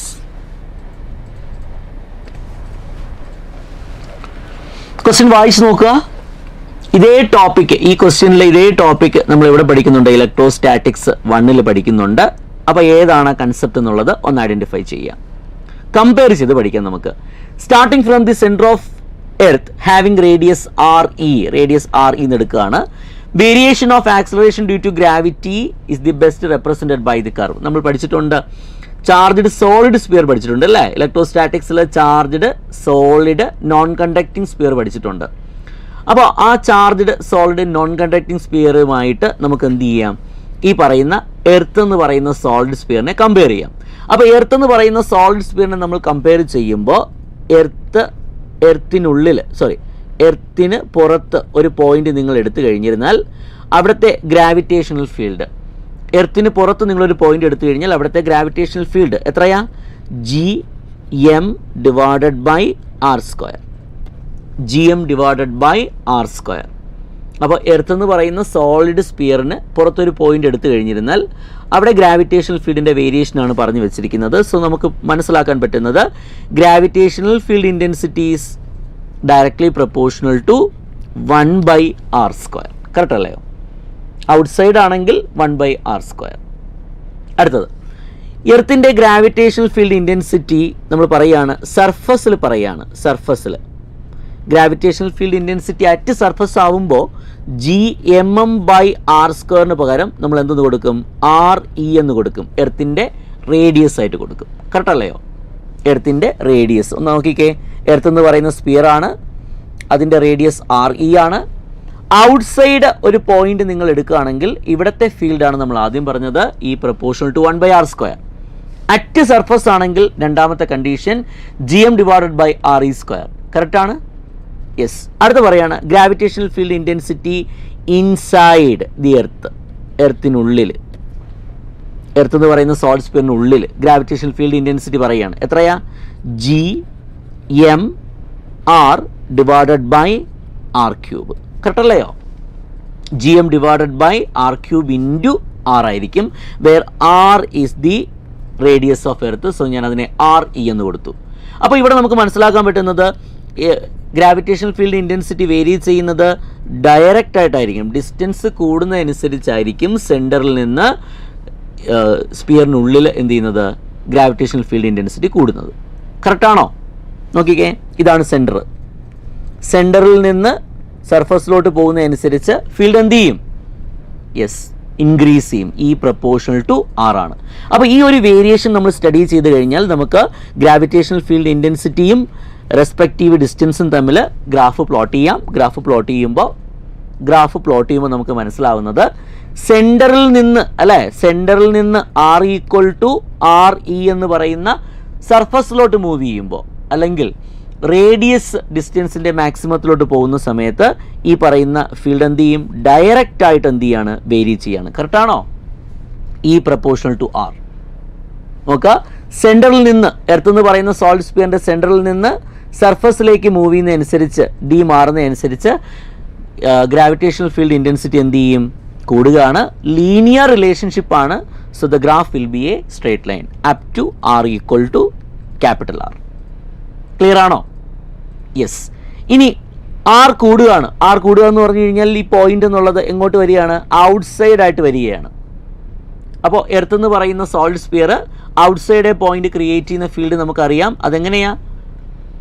Inversely related to R square ആണ്. അപ്പോൾ inversely related to R square ആണെങ്കിൽ ഡെഫിനിറ്റ് ആയിട്ടും ഗ്രാഫ് എന്തായിരിക്കണം? പാരാബോളിക് ആയിരിക്കണം. സോറി, ഹൈപ്പർബോള ആയിരിക്കണം. ഇതുപോലെ ഗ്രാഫ് വരികയാണ് ചെയ്യുന്നത്. സോ നമ്മൾ പറഞ്ഞ സ്റ്റഡി ചെയ്ത വേരിയേഷൻ ആയിട്ട് മാച്ച് ചെയ്യുന്ന ഒറ്റ ഗ്രാഫേ ഇവിടെ ഉള്ളൂ. ഏതാണ് കറക്റ്റ് ഓപ്ഷൻ? ഏതാ കറക്റ്റ് ഓപ്ഷൻ? ഇതാണ് അല്ലേ. നമുക്ക് acceleration due to gravity versus R ആണ് നമുക്ക് വേണ്ടത്. നമുക്കറിയാം ഈ ഇലക്ട്രിക് ഫീൽഡ് വേഴ്സസ് ആർ ആണ് നമ്മൾ വരച്ചിരിക്കുന്നത്. ഈ ജി എമ്മിനെ നമുക്ക് എന്ത് ചെയ്യാൻ പറ്റും? ജിയുടെ ടേംസിലോട്ട് മാറ്റാൻ പറ്റും using the equation G is equal to G M divided by R square. അപ്പോൾ നമ്മൾ വരച്ചിരിക്കുന്നത് എന്ത് തന്നെയാണ്? ജി വേഴ്സസ് ആർ തന്നെയാണ് നമ്മൾ പ്ലോട്ട് ചെയ്തിരിക്കുന്നത്. കറക്റ്റ് ആണോ? ക്ലിയർ ആണോ? യെസ്. അപ്പോൾ ഇത് പഠിക്കുന്ന സമയത്ത് നമുക്ക് ഗോസസ് ലോയുടെ ആപ്ലിക്കേഷൻ നമുക്ക് ഓർമ്മ വരുന്നുണ്ട്. ചാർജ്ഡ് സോളിഡ് നോൺ കണ്ടക്ടിങ് സ്പിയറിലെ ഇലക്ട്രിക് ഫീൽഡ് വേരിയേഷൻ അല്ലേ. അപ്പോൾ നിങ്ങൾ ഈ ടോപ്പിക് റിവൈസ് ചെയ്യുമ്പോൾ നമുക്ക് വേണമെങ്കിൽ എന്ത് ചെയ്യാം? ഗോസസ് ലോ കൂടി, ഇലക്ട്രോസ്റ്റാറ്റിക്സിലെ ഗോസസ് ലോയുടെ ആപ്ലിക്കേഷൻ കൂടി കവർ ചെയ്യാം. കമ്പയർ ചെയ്ത് പഠിക്കാൻ പറ്റുന്ന ടോപ്പിക് ആണെന്ന് മനസ്സിലാക്കുക. ക്ലിയർ ആണോ? യെസ്. അടുത്ത ക്വസ്റ്റ്യൻ സോൾവ് ചെയ്യട്ടെ. നോക്കാം, അടുത്ത ക്വസ്റ്റ്യൻ നോക്കാം. The density of a newly invented planet is twice that of Earth. The density of a newly invented planet is twice that of Earth. അപ്പോൾ എർത്തിൻ്റെ ഡെൻസിറ്റി നിങ്ങൾ റോ എന്ന് എടുക്കുകയാണെങ്കിൽ അല്ലേ, ആ റോയുടെ 2 ടൈംസ് ആണ് പുതിയ പ്ലാനറ്റിൻ്റെ ഡെൻസിറ്റി. പുതിയ പ്ലാനറ്റിൻ്റെ ഡെൻസിറ്റി അപ്പോൾ റോ പി എന്ന് കൊടുത്തു. പുതിയ പ്ലാനറ്റിൻ്റെ ഡെൻസിറ്റി പറയാണ് the acceleration due to gravity at the surface of the planet is double that at the surface of earth അല്ലേ. അപ്പോൾ എർത്ത് സർഫസിലെ acceleration due to gravity G ആണെങ്കിൽ പ്ലാനറ്റിലെ acceleration due to gravity G P എന്ന് എടുക്കുകയാണെങ്കിൽ എന്താ പറഞ്ഞിരിക്കുന്നത്? Acceleration due to gravity at the surface of the planet എന്ന് പറഞ്ഞാൽ double that at the surface of earth. Earth സർഫസിലെ ജിയുടെ വാല്യൂവിൻ്റെ ഡബിൾ ആയിരിക്കും പ്ലാനറ്റിലെ ജിയുടെ വാല്യൂ. അപ്പോൾ എർത്തിൻ്റെ റേഡിയസ് ആർ എന്ന് എടുക്കാൻ പറയുന്നുണ്ട്. അങ്ങനെയാണെങ്കിൽ പ്ലാനറ്റിൻ്റെ റേഡിയസ് ആണ് നമുക്ക് കാൽക്കുലേറ്റ് ചെയ്യേണ്ടത്. സോ നമുക്ക് ജിയുടെ വാല്യൂ നമുക്ക് എഴുതാം. ജിയുടെ വാല്യൂ നമ്മൾ പഠിച്ചിട്ട് കുറച്ച് നേരത്തെ പറഞ്ഞു, G M divided by R square ആണ്. കറക്റ്റ് അല്ലയോ? ജിയുടെ value G M divided by R square ആണ്. അപ്പോൾ G M divided by R സ്ക്വയറിൽ ജി ഇൻറ്റു എം എന്ന് പറഞ്ഞാൽ മാസ് അല്ലേ. മാസ് എന്ന് പറഞ്ഞാൽ എന്താണ്? വോളിയം ഇൻറ്റു ഡെൻസിറ്റി ആണ് അല്ലേ. എർത്തിനെ ഒരു പെർഫെക്റ്റ് സ്പിയർ ആയിട്ട് നിങ്ങൾ കൺസിഡർ ചെയ്യുകയാണെങ്കിൽ എർത്തിൻ്റെ വോളിയം 4/3 പൈ ആർ ക്യൂബ് ആയിരിക്കും. കറക്റ്റാണോ? ഇൻറ്റു എർത്തിൻ്റെ ഡെൻസിറ്റി എത്രയാണ്? എർത്തിൻ്റെ ഡെൻസിറ്റി റോ ഇ എന്ന് എടുത്തിരിക്കുകയാണ്. എർത്തിൻ്റെ ഡെൻസിറ്റി റോ ഇ എന്ന് എടുത്തു ഡിവൈഡഡ് ബൈ എർത്തിൻ്റെ റേഡിയസിൻ്റെ സ്ക്വയർ. അപ്പോൾ നമ്മളിത് സോൾവ് ചെയ്യുമ്പോൾ നമുക്ക് കിട്ടാൻ പോവുകയാണ് ജിയുടെ വാല്യൂ എത്ര കിട്ടും? G into 4/3 pi R E rho E എന്ന് കിട്ടും. കറക്റ്റാണോ? ക്ലിയർ ആണ്? അപ്പോൾ ഇതേ കണ്ടീഷൻ നമ്മൾ പ്ലാനറ്റിൻ്റെ ജിയുടെ വാല്യൂ നമ്മൾ എടുക്കുകയാണ്. എത്ര കിട്ടും? ജി ഇൻറ്റു 4/3 പൈ ഉണ്ട് അല്ലേ. ആർ പി പ്ലാനറ്റിൻ്റെ റേഡിയസ് ആണ് ഇൻറ്റു റോ പി പ്ലാനറ്റിൻ്റെ ഡെൻസിറ്റി. 2 ഇക്വേഷൻ കിട്ടി അല്ലേ. അപ്പോൾ ഈ 2 ഇക്വേഷൻ നമുക്ക് എങ്ങനെ റിലേറ്റ് ചെയ്യാം? 2 ടൈംസ് ജി എന്ന് പറഞ്ഞാൽ ജി പി ആണ് നേരത്തെ പറഞ്ഞു അല്ലേ. എർത്തിൽ എത്രയാണോ ജിയുടെ വാല്യൂ അതിൻ്റെ ഡബിൾ ആണ് പ്ലാനറ്റിലെ ജിയുടെ വാല്യൂ നമ്മൾ പറഞ്ഞു. സോ ഞാൻ എഴുതുകയാണ് 2 times G into 4/3 pi R E rho E equal to G into 4/3 pi R P rho P എന്ന് കിട്ടും. കറക്റ്റാണോ? സോൾവ് ചെയ്യാൻ പറ്റുന്നത് നിങ്ങൾ അവിടെ വെച്ചിട്ട് എന്ത് ചെയ്യുക? സോൾവ് ചെയ്യുകയാണ്. ജിയും ക്യാൻസൽ ചെയ്യാം. 4/3 പൈയും 4/3 പൈയും നമുക്ക് ക്യാൻസൽ ചെയ്യാം. ഇനി അപ്ലൈ ചെയ്യേണ്ട കണ്ടീഷൻ ഉണ്ട്. റോ പിയുടെ വാല്യൂ കണ്ടോ? റോ പിയുടെ വാല്യൂ എത്രയെന്ന് പറഞ്ഞ? റോ പിയുടെ value 2 times rho of earth. എർത്തിൻ്റെ ഡെൻസിറ്റിയുടെ ഡബിൾ ആണ് പ്ലാനറ്റിൻ്റെ ഡെൻസിറ്റി എന്ന് പറയുന്നുണ്ട്. സോ ഞാൻ അവിടെ ഒന്ന് മാറ്റാൻ പോവുകയാണ്, ശ്രദ്ധിക്കുക. 2 times RE rho E is equal to അല്ലേ RP into 2 times rho E എന്ന് കിട്ടും. ശ്രദ്ധിച്ചു നോക്കിക്കഴിഞ്ഞാൽ മനസ്സിലാവും. LHSലും RHSലും 2 times rho E ഉണ്ട്, നമുക്ക് സോൾവ് ചെയ്യാം. And finally you are getting എന്താ കിട്ടുന്നത്? ആർ പിയുടെ വാല്യൂ എന്ന് പറഞ്ഞാൽ ആർക്ക് ഈക്വലാ? ആർ ഇക്ക് ഈക്വലാണ്. അതായത് പുതിയ പ്ലാനറ്റിൻ്റെ റേഡിയസ് എന്നുള്ളത് എർത്തിൻ്റെ റേഡിയസിന് ഈക്വലായിട്ട് വരും. കറക്റ്റാണോ? റേഡിയസ് ഓഫ് പ്ലാനറ്റാണ് ചോദിച്ചിരിക്കുന്നത്. അപ്പോൾ റേഡിയസ് ഓഫ് പ്ലാനറ്റ് എത്രയാ? റേഡിയസ് ഓഫ് എർത്തിന് ഈക്വൽ ആണ്. Option 1 is the right answer. Clear ആണ്? വേറെ ഒന്നുമില്ല. G is equal to GM divided by R square നിങ്ങൾ ഡെൻസിറ്റിയുടെ ടേംസിലോട്ട് മാറ്റുന്നു. തന്നിരിക്കുന്ന കണ്ടീഷൻ കൃത്യമായിട്ട് അപ്ലൈ ചെയ്ത് കഴിഞ്ഞാൽ ഡയറക്റ്റ് കൺക്ലൂഷനിൽ എത്തുകയാണ്. Radius of earth is equal to radius of the planet. Okay, next question solve ചെയ്യാം. യെസ്, ശരി. അപ്പം 2 ചാപ്റ്റേഴ്സ് നമ്മൾ റിവൈസ് ചെയ്തു. മൂന്നാമത്തെ chapter mechanical properties of solids വളരെ സിമ്പിൾ ആയിട്ടുള്ള ചാപ്റ്റർ ആണ്. സ്റ്റേറ്റ്മെന്റ് ടൈപ്പ് ക്വസ്റ്റ്യൻ കൂടി നമുക്ക് നോക്കി പോവേണ്ടതായിട്ടുണ്ട്. ഇതാ ഒരു ക്വസ്റ്റ്യൻ തന്നിട്ടുണ്ട്. The ratio of stress and strain within proportional limit is, നമ്മൾ പഠിച്ചതാണ്, within the limit of elasticity അല്ലേ. ഇലാസ്റ്റിക് ലിമിറ്റിനുള്ളിൽ സ്ട്രെസ് പ്രപ്പോർഷണൽ ടു സ്ട്രെയിൻ ആണ്. ഇലാസ്റ്റിക് ലിമിറ്റിനുള്ളിൽ സ്ട്രെസ് പ്രപ്പോർഷണൽ ടു എന്താണ്? സ്ട്രെയിൻ ആണ്. കറക്റ്റ് അല്ലേ? സ്ട്രെസ് പ്രപ്പോർഷണൽ ടു സ്ട്രെയിൻ ആണെങ്കിൽ സ്ട്രെസ് ഡിവൈഡഡ് ബൈ സ്ട്രെയിൻ എന്നാ കിട്ടും? സ്ട്രെസ് ഡിവൈഡഡ് ബൈ സ്ട്രെയിൻ നമുക്ക് കിട്ടുന്നത് ഒരു കോൺസ്റ്റന്റ് ആയിരിക്കും. നമ്മളതിനെ മോഡുലസ് ഓഫ് ഇലാസ്റ്റിസിറ്റി എന്ന് പറയുന്നു. Longitudinal stress divided by longitudinal strain ആണെങ്കിൽ അതിനെ യങ്സ് മോഡുലസ് എന്ന് പറയും അല്ലേ. Volumetric stress divided by volumetric strain ആണെങ്കിൽ നമ്മൾ അതിനെ ബൾക്ക് മോഡുലസ് എന്ന് പറയും അല്ലയോ. അപ്പോൾ സ്ട്രെസ് ബൈ സ്ട്രെയിൻ എന്ന് പറഞ്ഞാൽ മോഡുലസ് ഓഫ് ഇലാസ്റ്റിസിറ്റി ആണ്, അതൊരു കോൺസ്റ്റന്റ് ആണ്. അപ്പോൾ ഇലാസ്റ്റിക് ലിമിറ്റിനുള്ളിൽ നമുക്ക് കിട്ടുന്നത് എന്തായിരിക്കും? സ്ട്രെസ്സും സ്ട്രെയിനും നമ്മുടെ റേഷ്യോ എന്താ കിട്ടുന്നത്? Modulus of elasticity. ആ different types of modulus of elasticity ആണ് നമ്മൾ പറഞ്ഞത്. Young's modulus, bulk modulus, shear modulus എല്ലാം. ക്ലിയർ ആണോ? യെസ്. അപ്പോൾ ഓപ്ഷൻ 1 ആണ് കറക്റ്റ് ആൻസർ കേട്ടോ. ശരി, അടുത്ത ക്വസ്റ്റ്യൻ നോക്കുക.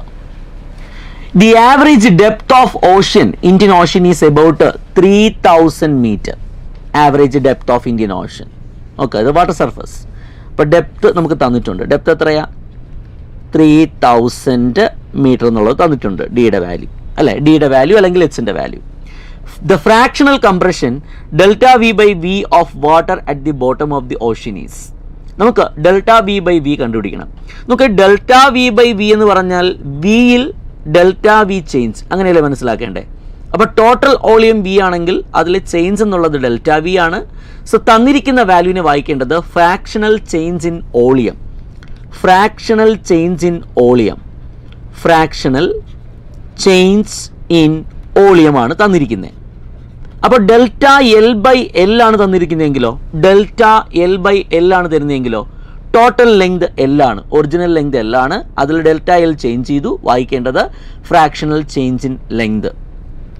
ഡെൽറ്റ എ ബൈ എ ആണെങ്കിൽ വായിക്കേണ്ടത് ഫ്രാക്ഷണൽ ചേഞ്ച് ഇൻ ഏരിയ. അപ്പോൾ നമുക്ക് വേണ്ടത് ഫ്രാക്ഷണൽ ചേഞ്ച് ഇൻ വോളിയം ആണ്. ഫ്രാക്ഷണൽ ചേഞ്ച് ഇൻ വോളിയം അല്ലെങ്കിൽ ഫ്രാക്ഷണൽ കംപ്രഷൻ ആണ് കാൽക്കുലേറ്റ് ചെയ്യേണ്ടത്. ബൾക്ക് മോഡുലസിൻ്റെ വാല്യൂ തരുന്നത് കൊണ്ട് നമുക്ക് എഴുതാം. ബൾക്ക് മോഡുലസ് എന്ന് പറഞ്ഞാൽ ബൾക്ക് മോഡുലസ് എന്താ പറയുന്നത്? Volumetric stress divided by volumetric strain അല്ലേ. ഓളിമെട്രിക് സ്ട്രെസ് എന്നുള്ളത് ചേഞ്ച് ഇൻ പ്രഷറിന് ഈക്വൽ ആണെന്ന് പഠിച്ചു വെക്കുക. Volumetric stress is equal to change in pressure. Volumetric strain എന്ന് പറഞ്ഞാൽ ഡെൽറ്റ വി ബൈ എന്തായിരിക്കും? വി ആയിരിക്കും. So this is the expression to calculate bulk modulus of a material. അപ്പോൾ തന്നിരിക്കുകയാണ് ഫ്ലൂയിഡ് മെറ്റീരിയലിൻ്റെ ബൾക്ക് മോഡുലസ് തന്നിരിക്കുകയാണ് delta P divided by delta V by V. നമുക്ക് വേണ്ടത് ഏതാ? ഡെൽറ്റ വി ബൈ വി ആണ് വേണ്ടത് അല്ലേ. Fractional change in volume, fractional compression ആണ് നമുക്ക് വേണ്ടത്. ഡെൽറ്റ വി ബൈ വി ഞാൻ കാൽക്കുലേറ്റ് ചെയ്യാണ്. Delta P divided by bulk modulus. Clear ആണോ? ഡെൽറ്റ പിയുടെ വാല്യൂ നമുക്കറിയാം. ഡെപ്ത് ഇൻക്രീസ് ചെയ്യുന്നതനുസരിച്ച് പ്രഷർ എന്ത് ചെയ്യും? ഇൻക്രീസ് ചെയ്യും. And pressure will be H rho G or D rho G. Correct ആണോ? ഡി ഡെപ്ത് താഴെ ഒരു പോയിന്റ് എടുത്തു കഴിഞ്ഞാൽ അവിടുത്തെ പ്രഷർ എന്ന് പറഞ്ഞാൽ എത്രയാ? ഡി ടൈംസ് റോ ജി ആയിരിക്കും. സോ പ്രഷർ വേരിയേഷൻ വിത്ത് ഡെപ്ത് ഞാൻ എഴുതുകയാണ് D into rho into G എന്ന് കൊടുത്തു ഡിവൈഡഡ് ബൈ ബൾക്ക് മോഡുലസ്. നമുക്കിത് കാൽക്കുലേറ്റ് ചെയ്യാം. ഡെൽറ്റ വി ബൈ വി ഞാൻ കാൽക്കുലേറ്റ് ചെയ്യാണ്. ഡെൽറ്റ വി ബൈ വി നമ്മൾ കാൽക്കുലേറ്റ് ചെയ്യുമ്പോൾ എത്രയാണ് കിട്ടുന്നത്? ഡിയുടെ വാല്യൂ ഡെൻസിറ്റി എത്രയാണ്? ഡെൻസിറ്റി വാട്ടറിൻ്റെ ഡെൻസിറ്റി ഞാൻ കൊടുക്കുകയാണ് 1000 കിലോഗ്രാം പെർ മീറ്റർ ക്യൂബ് അല്ലേ വാട്ടറിൻ്റെ ഡെൻസിറ്റി. അപ്പോൾ തന്നിട്ടില്ല, ഞാനത് കൊടുത്തു. സോറി, ഡി ഡെപ്ത് ആണ് കേട്ടോ, ഡി ഡെപ്ത് ആണ്. സോറി, ഡി ഡെപ്ത് ആണ്. ഡി ഡെപ്ത് ആണ്. ഡെപ്ത് എത്രയാ? 3000 ആണ്. ഡെപ്ത് 3000 ആണ്. റോ എന്നുള്ളത് വാട്ടറിൻ്റെ ഡെൻസിറ്റിയാണ്. അതെന്ത് ചെയ്യുക? 1000 എന്ന് കൊടുക്കുക. ജിയുടെ വാല്യൂ 10 എന്ന് എടുക്കാം പറയുന്നുണ്ട്. Divided by what is the value of bulk modulus? 2 into 10⁻⁹ ആണ് കേട്ടോ, 109 അല്ല, 10⁻⁹ ആണ്. ഇത് നമ്മൾ സോൾവ് ചെയ്യുക. സോൾവ് ചെയ്താൽ മാത്രം പോരാ, ഇനി ചെയ്യേണ്ടത് ഓപ്ഷൻ നോക്കുക.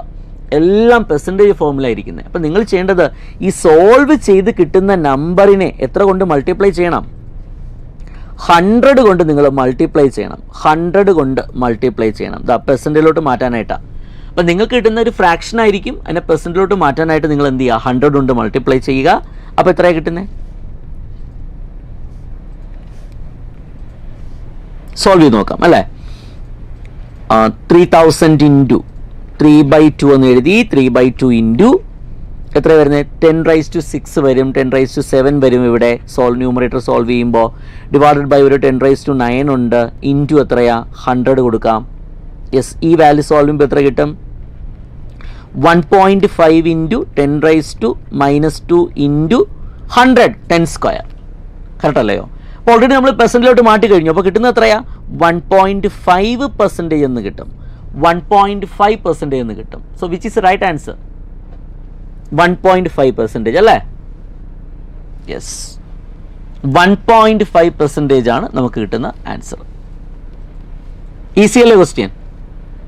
അപ്പോൾ കൺസെപ്റ്റ് മനസ്സിലാക്കേണ്ടത് ബൾക്ക് മോഡുലസ് ആണ് ചോദിച്ചിരിക്കുന്നത്. Volumetric stress divided by volumetric strain ആണ്. ഓളിമെട്രിക് സ്ട്രെസ് അല്ലെങ്കിൽ ഹൈഡ്രോളിക് സ്ട്രെസ് എന്ന് പറഞ്ഞാൽ അത് ചേഞ്ച് ഇൻ പ്രഷറിന് ഈക്വൽ ആയിരിക്കും. ഓർമ്മിച്ചിരിക്കുക, ചേഞ്ച് ഇൻ പ്രഷറിന് ഈക്വൽ ആയിരിക്കും. നെക്സ്റ്റ് പ്രോബ്ലം സോൾവ് ചെയ്യാം. ഓക്കെ, യെസ്, അതുപോലൊരു പ്രോബ്ലം നമുക്ക് തന്നിട്ടുണ്ട്. ക്വസ്റ്റ്യൻ വായിച്ചു നോക്കുക. The volume contraction of a solid copper cube 10 cm on an edge when subjected to a hydraulic pressure of 107 അല്ല 10⁻⁷ പാസ്കൽ എന്നാണ് കേട്ടോ. ബൾക്ക് മോഡുലസ് തന്നിട്ടുണ്ട് 140 into 10⁻⁹ newton per metre square എന്നുള്ളത്. അപ്പോൾ ആ ക്വസ്റ്റ്യൻ ഒന്ന് ജസ്റ്റ് നിങ്ങൾ കോപ്പി ചെയ്യുക, ഒന്ന് സോൾവ് ചെയ്ത് നോക്കുക. നമ്മൾ ഇപ്പോൾ പറഞ്ഞ മെത്തേഡിൽ നമുക്ക് സോൾവ് ചെയ്യാൻ പറ്റുന്ന ക്വസ്റ്റ്യൻ ആണ്. എക്സ്പ്രഷൻ വരേണ്ടതെന്നുള്ളത് B is equal to bulk modulus equal to എന്നതാ? Delta P divided by fractional change in volume. Correct അല്ലയോ? ഒന്ന് മൾട്ടിപ്ലൈ ചെയ്ത് കഴിഞ്ഞാൽ B into the fractional change in volume is equal to delta P എന്ന് കിട്ടും. എന്താ വേണ്ടത്? നമുക്ക് വേണ്ടത് വോളിയം കോൺട്രാക്ഷൻ ആണ്. വോളിയം കോൺട്രാക്ഷൻ ആണ്. That is we need what? Delta V. Delta വിയുടെ വാല്യൂ ആണ് നമുക്ക് വേണ്ടത്. അപ്പോൾ ഡെൽറ്റ വിയുടെ വാല്യൂ എന്ന് പറഞ്ഞാൽ ഡെൽറ്റ പി ഇവിടെ ഉണ്ട് into original volume divided by bulk modulus. Okay, hydraulic പ്രഷറിൻ്റെ വാല്യൂ തന്നിട്ടുണ്ട്. വോളിയം, ഒറിജിനൽ വോളിയം തന്നിട്ടുണ്ട്. വോളിയം നമുക്ക് കാൽക്കുലേറ്റ് ചെയ്യാം, 10 cm³ ആണ്. പിന്നെ ബൾക്ക് മോഡുലസിൻ്റെ വാല്യൂ തന്നിട്ടുണ്ട്. ഡെൽറ്റ വിയുടെ വാല്യൂ നമുക്ക് ഈ എക്സ്പ്രഷൻ യൂസ് ചെയ്ത് കാൽക്കുലേറ്റ് ചെയ്യാം. ക്ലിയർ ആണോ? അപ്പോൾ ക്വസ്റ്റ്യൻ ഒന്ന് നോട്ട് ചെയ്ത് വെച്ചിരിക്കുക. ഈ എക്സ്പ്രഷൻ യൂസ് ചെയ്ത് എന്ത് ചെയ്യുക? സോൾവ് ചെയ്യുക. നമ്മൾ പ്രീവിയസ് പ്രോബ്ലത്തിൻ്റെ അതേ മെത്തേഡിലാണ് ചെയ്യേണ്ടത്. ക്ലിയർ ആണോ? Yes.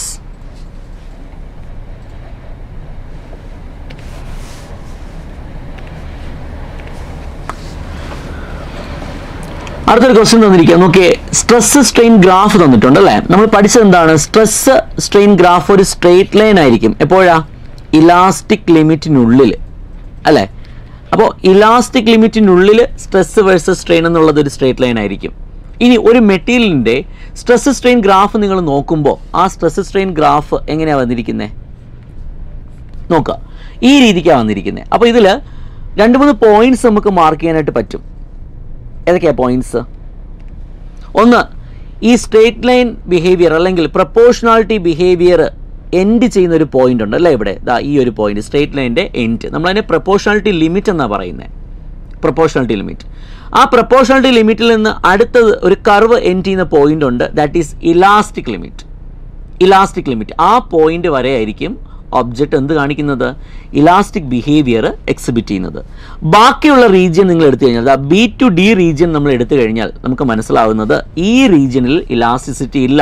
So this is the plastic region. ഈ റീജിയൻ നമ്മൾ പറയുന്ന പേരാണ് പ്ലാസ്റ്റിക് റീജിയൻ. അപ്പോൾ ഒരു ബോഡിയുടെ സ്ട്രെസ് സ്ട്രെയിൻ ഗ്രാഫ് തന്നു കഴിഞ്ഞിരുന്നാൽ അത് ഏത് ടൈപ്പ് മെറ്റീരിയൽ ആണെന്നുള്ളത് പറയാനായിട്ട് നമുക്ക് പറ്റണം. 3 ഗ്രാഫ് ഞാൻ നിങ്ങൾക്ക് ഇവിടെ തരികയാണ്. ഇത് മെറ്റീരിയൽ എയുടെ ഗ്രാഫ്, ഇത് മെറ്റീരിയൽ ബിയുടെ ഗ്രാഫ്, ഇത് മെറ്റീരിയൽ സിയുടെ ഗ്രാഫ്. 3 സ്ട്രെസ് സ്ട്രെയിൻ ഗ്രാഫ് തന്നിട്ടുണ്ട്. ഒന്നാമത്തത് ഏത് മെറ്റീരിയലാണ്, രണ്ടാമത്തെ ഏത് മെറ്റീരിയലാണ്, മൂന്നാമത്തത് ഏത് മെറ്റീരിയലാണ്. ഒന്നാമത്തെ ഗ്രാഫ് നിങ്ങൾ നോക്കുമ്പോൾ പ്ലാസ്റ്റിക് റീജിയൻ എന്നുള്ളത് വളരെ കുറവാണ്. കറക്റ്റ് അല്ലയോ? പ്ലാസ്റ്റിക് റീജിയൻ വളരെ കുറവാണ് എന്ന് വെച്ചാൽ ആ മെറ്റീരിയൽ വളരെ പെട്ടെന്ന് പൊട്ടിപ്പോകുന്നതാണ്. So this is the stress strain graph of a brittle material. Material brittle ആയിരിക്കും. പ്ലാസ്റ്റിക് റീജിയൻ വളരെ കുറവാണെങ്കിൽ മെറ്റീരിയൽ ബ്രിട്ടിൽ ആയിരിക്കും. ഇനി ഇവിടെ നോക്കുക, പ്ലാസ്റ്റിക് റീജിയൻ വളരെ കൂടുതലാണ്. ഡെഫിനറ്റ് ആയിട്ട് നമുക്ക് പറയാൻ പറ്റും ഇതെന്നുള്ളത് നമുക്ക് ഇലാസ്റ്റിറ്റി കൂടിയ വലിച്ചു നീട്ടാൻ പറ്റുന്ന ഒരു ഒബ്ജക്റ്റിൻ്റെ സ്ട്രെസ് സ്ട്രെയിൻ ഗ്രാഫ് ആയിരിക്കും. ഏതാ ഒബ്ജക്റ്റ്? ഏതാ ടൈപ്പ് മെറ്റീരിയൽ? ഡക്റ്റൈൽ മെറ്റീരിയൽ ആയിരിക്കും കേട്ടോ. ഒബ്ജക്റ്റ് എന്തായിരിക്കും? ഡക്റ്റൈൽ ആയിരിക്കും. ഇനി മൂന്നാമത്തെ ഗ്രാഫ് നിങ്ങൾ നോക്കുകയാണെങ്കിൽ there is no plastic region. Plastic region അവിടെ ഇല്ല.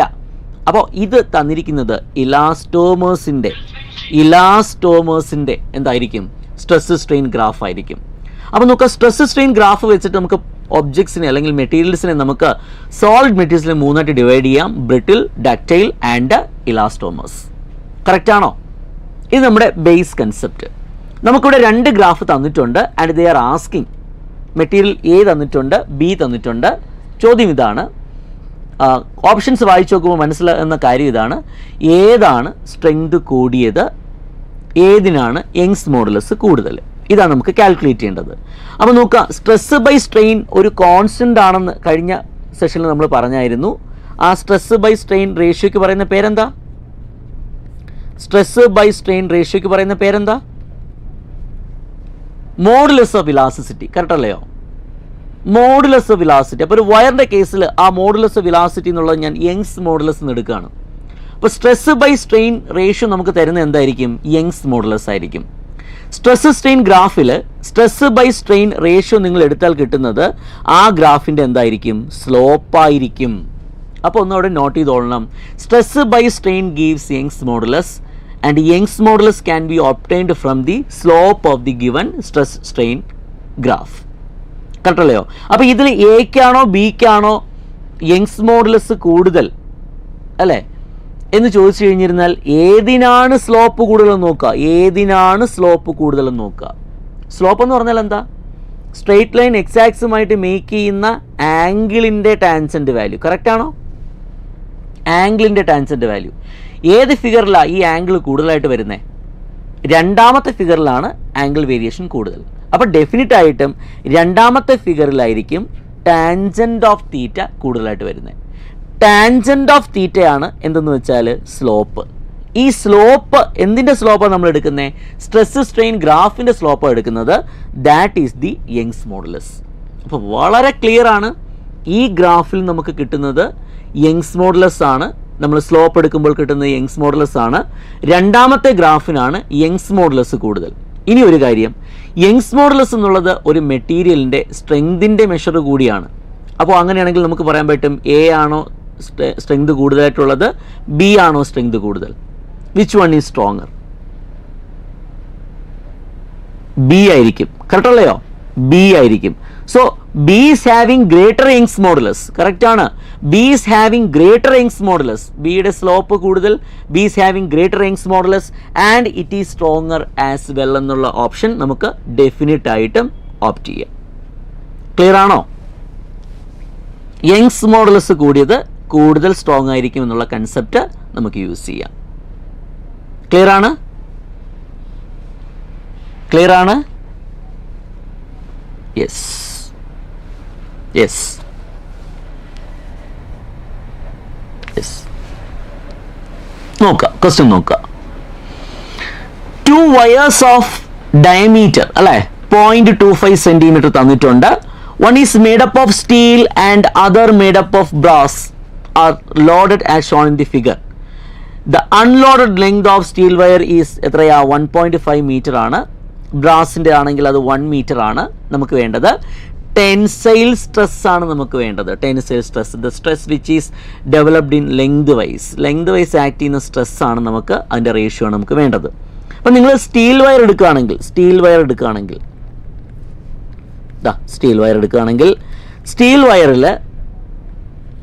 വയറിൽ എത്ര കെ ജി മാസം സസ്പെൻഡ് ചെയ്തിരിക്കുന്നത്? 6 kg മാസമാണ് അല്ലേ? അപ്പോൾ ഇതിൽ ആക്ട് ചെയ്യുന്ന വെയിറ്റ് എത്രയാ? 6 kg ഇൻറ്റു ജിയുടെ വാല്യൂ, അതായത് 6G വെയിറ്റ് ആക്ട് ചെയ്യുന്നുണ്ട്. 6G വെയിറ്റ് ആക്ട് ചെയ്യുന്നതോടൊപ്പം തന്നെ അതിൽ ബ്രാസ് സസ്പെൻഡ് ചെയ്തിരിക്കുകയാണ്, അത് ഓർമ്മിക്കുക. അപ്പോൾ ബ്രാസിൽ എത്ര വെയിറ്റ് ആക്ട് ചെയ്യുന്നത്? 4 × G വെയിറ്റ് ആണ്. 4G വെയിറ്റ് ഈ പറയുന്ന സ്റ്റീലിലും എന്ത് ചെയ്യുന്നുണ്ട്? ആക്ട് ചെയ്യുന്നുണ്ട്. So total force on the steel wire അല്ലേ, സ്റ്റീൽ വയറിൽ ആക്ട് ചെയ്യുന്ന total force, length vice act ചെയ്യുന്ന ടോട്ടൽ ഫോഴ്സ് എന്ന് പറഞ്ഞാൽ എത്രയാണ്? 10 times G ആണ്. ക്ലിയർ ആണോ? ഇനി സ്റ്റീൽ വയറിൻ്റെ ഏരിയ എന്നുള്ളത് നമുക്ക് കാൽക്കുലേറ്റ് ചെയ്യാം. പൈ എത്രയാ? R² ആണ്. ക്വസ്റ്റ്യനിൽ വളരെ ക്ലിയർ ആയിട്ട് പറഞ്ഞിട്ടുണ്ട് 2 വയേഴ്സിൻ്റെ ഡയമീറ്റർ സെയിം ആണെന്ന് പറയുന്നു. അപ്പോൾ രണ്ട് വയേഴ്സിൻ്റെയും റേഡിയസും എന്തായിരിക്കും? സെയിം ആയിരിക്കും. അപ്പോൾ സ്റ്റീലിൻ്റെ ഏരിയ ഞാൻ πa² എന്ന് എടുത്തു കഴിഞ്ഞിരുന്നാൽ നമുക്ക് ബ്രാസിൻ്റെ ഏരിയയും എത്രയെന്ന് എടുക്കാം? π × R² എന്ന് എടുക്കാം. കറക്റ്റ് അല്ലേ? ശരി. അപ്പോൾ ഇനി വേണ്ടത് ബ്രാസ് വയറിൽ ആക്ട് ചെയ്യുന്ന എന്താ നമുക്ക് വേണ്ടത്? ബ്രാസിൽ ആക്ട് ചെയ്യുന്ന വെയിറ്റ് ആണ് നമുക്ക് വേണ്ടത്, ഫോഴ്സ് ആണ് നമുക്ക് വേണ്ടത്. ബ്രാസിൽ ആക്ട് ചെയ്യുന്ന ഫോഴ്സ് എന്ന് പറഞ്ഞാൽ 4 kg is pulled by earth with a force 4 times G ആണ്. സോ ഇതിൽ ആക്ട് ചെയ്യുന്ന ഫോഴ്സ് എത്രയാണ്? 4G ആണ്. സോ ഞാൻ എഴുതുകയാണ് ഫോഴ്സ് ഓൺ ബ്രാസ് വയർ എത്രയാ? 4 times G എന്ന് കൊടുത്തു. നമുക്ക് വേണ്ടത് ടെൻസൈൽ സ്ട്രെസ് ആണ് വേണ്ടത്. സ്ട്രെസ് എന്ന് പറഞ്ഞാൽ എന്താ? ഫോഴ്സ് ഡിവൈഡഡ് ബൈ ഏരിയ ആണ് സ്ട്രെസ് അല്ലേ? അപ്പോൾ സ്റ്റീൽ വയറിൽ ആക്ട് ചെയ്യുന്ന സ്ട്രെസ് എങ്ങനെ എഴുതാം? സ്റ്റീൽ വയറിൽ ആക്ട് ചെയ്യുന്ന സ്ട്രെസ് എന്ന് പറഞ്ഞാൽ F സ്റ്റീൽ ഡിവൈഡഡ് ബൈ അല്ലേ ഏരിയ ഓഫ് സ്റ്റീൽ വയർ എന്ന് എടുക്കാം, ഡിവൈഡഡ് ബൈ. അടുത്തത് ബ്രാസ് വയറിൽ ആക്ട് ചെയ്യുന്ന സ്ട്രെസ് എത്രയാ? F brass divided by A of brass wire. Correct അല്ലയോ? നിങ്ങൾ സോൾവ് ചെയ്യുമ്പോൾ ഒരു കാര്യം മനസ്സിലാവും, ഈ പറയുന്ന ഏരിയ എന്നുള്ളത് സെയിം ആയതുകൊണ്ട് നമുക്ക് എന്ത് ചെയ്യാം? അതങ്ങ് സോൾവ് ചെയ്യാം. അപ്പോൾ ടെൻസൈൽ സ്ട്രെസ്സിൻ്റെ റേഷ്യോ എടുക്കാൻ പറഞ്ഞാൽ നിങ്ങൾ സിമ്പിളായിട്ട് എന്തെടുത്താൽ മതി? എഫിൽ സ്റ്റീലിൽ ആക്ട് ചെയ്യുന്ന ഫോഴ്സിനെ ബ്രാസിൽ ആക്ട് ചെയ്യുന്ന ഫോഴ്സ് കൊണ്ട് എന്ത് ചെയ്യുക? ഡിവൈഡ് ചെയ്യുക. എത്രയാ? 10 times GA 4 times G കൊണ്ട് ഡിവൈഡ് ചെയ്താൽ എത്ര കിട്ടും? 5/2 അല്ലയോ? ആണോ? അപ്പോൾ ടെൻസൈൽ സ്ട്രെസ്സിൻ്റെ റേഷ്യോ എത്രയാ? ടെൻസൈൽ സ്ട്രെസ്സിൻ്റെ റേഷ്യോ എത്രയാ? 2 വയേഴ്സിലും ആക്ട് ചെയ്യുന്ന ടെൻസൈൽ സ്ട്രെസ്സിൻ്റെ റേഷ്യോ എത്രയാ? ദാറ്റ് വിൽ ബി എത്രയാ? 5/2. 5/2 റേഷ്യോയിലാണ് ടെൻസൈൽ സ്ട്രെസ് എക്സ്പീരിയൻസ് ചെയ്യുന്നത്. സിമ്പിൾ ആയിട്ടുള്ള ക്വസ്റ്റ്യൻ ആണ്. ക്ലിയർ ആണോ? യെസ്.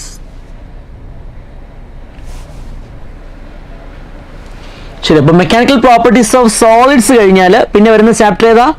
ഫ്ലൂയിഡ്സ് അല്ലേ? അപ്പോൾ ഫ്ലൂയിഡ്സിൽ നമ്മൾ ലിക്വിഡ്സിൻ്റെയും ഗേഷ്യസ് സബ്സ്റ്റൻസിൻ്റെ എല്ലാം പ്രോപ്പർട്ടി ഒരുമിച്ചാണ് നമ്മൾ പറയുന്നത്. ഇതിൽ പ്രഷർ കാൽക്കുലേഷൻ ആണ് നമ്മൾ സ്റ്റാർട്ട് ചെയ്യുന്നത്. അപ്പോൾ പ്രഷർ കാൽക്കുലേഷൻ നമ്മൾ സ്റ്റാർട്ട് ചെയ്യുമ്പോൾ അവിടെ പറയുന്നുണ്ട് പ്രഷർ എന്ന് പറഞ്ഞാൽ എന്താ? Force divided by area. നമ്മൾ അങ്ങനെ ചിന്തിക്കുന്നത്, ഫോഴ്സ് ഡിവൈഡഡ് ബൈ ഏരിയ. അപ്പോൾ ഒരു പ്രോബ്ലം ഞാൻ തരികയാണ്. ഒരു യൂണിറ്റ് സർഫസിൽ എ ഏരിയയിൽ F ഫോഴ്സ് എന്ത് ചെയ്യാണ്? ആക്ട് ചെയ്യാണ് അല്ലേ? ഇതിൽ എക്സെപ്റ്റ് ചെയ്യുന്ന എന്ത് വേണം നമുക്ക്? പ്രഷർ നമുക്ക് കാൽക്കുലേറ്റ് ചെയ്യണം. ഇതിൽ എക്സെപ്റ്റ് ചെയ്യുന്ന പ്രഷർ കാൽക്കുലേറ്റ് ചെയ്യണം. അപ്പോൾ പ്രഷർ കാൽക്കുലേറ്റ് ചെയ്യുന്ന സമയത്ത് നമ്മൾ ചെയ്യേണ്ടത് ഫോഴ്സ് വെക്റ്ററാണ്. ആ വെക്റ്ററിനെ നമുക്ക് എന്ത് ചെയ്യാം? റിസോൾവ് ചെയ്യാം. ഫോഴ്സ് വെക്റ്ററിനെ നമ്മൾ റിസോൾവ് ചെയ്യാൻ പോവുകയാണ്. ഫോഴ്സ് വെക്റ്ററിനെ റിസോൾവ് ചെയ്യാൻ പറഞ്ഞേ. യെസ്, റിസോൾവ് ചെയ്യുമ്പോൾ ഈ കമ്പോണൻറ്റ് എന്നുള്ളത് ഈ ആംഗിൾ തീറ്റയായിട്ട് മാറും. അപ്പോൾ ഫോഴ്സ് വെക്റ്റർ ഏത് ആക്സിസുമായിട്ടാണോ തീറ്റ ആംഗിൾ ഫോം ചെയ്യുന്നത് അത് ഫോഴ്സിൻ്റെ എന്തായിരിക്കും? കൊസൈൻ കമ്പോണൻ്റ് ആയിരിക്കും. റിമൈനിങ് ആയിട്ടുള്ളത് എന്തായിരിക്കും? സൈൻ കമ്പോണൻ്റ് ആയിരിക്കും. കറക്റ്റ് അല്ലേ? യെസ്. അപ്പോൾ നിങ്ങളിവിടെ പ്രഷറാണ് നമുക്ക് കാൽക്കുലേറ്റ് ചെയ്യേണ്ടത്. പ്രഷർ കാൽക്കുലേറ്റ് ചെയ്യുമ്പോൾ ഫോഴ്സ് ഡിവൈഡഡ് ബൈ ഏരിയ എന്നല്ലേ പറഞ്ഞത്? ഒന്ന് ചേഞ്ച് ചെയ്യണം. Force acting perpendicular to the surface എടുക്കണം. സർഫസിന് പെർപെൻഡിക്കുലർ ആയിട്ട് ആക്ട് ചെയ്യുന്ന ഫോഴ്സിൻ്റെ കമ്പോണൻ്റ് ആണ് എടുക്കേണ്ടത്. അപ്പോൾ എഫ് എന്ന് പറഞ്ഞാൽ എന്താ? Force acting perpendicular to the surface ആണ് എഫ് കോസ് തീറ്റ നമ്മൾ എടുക്കണം.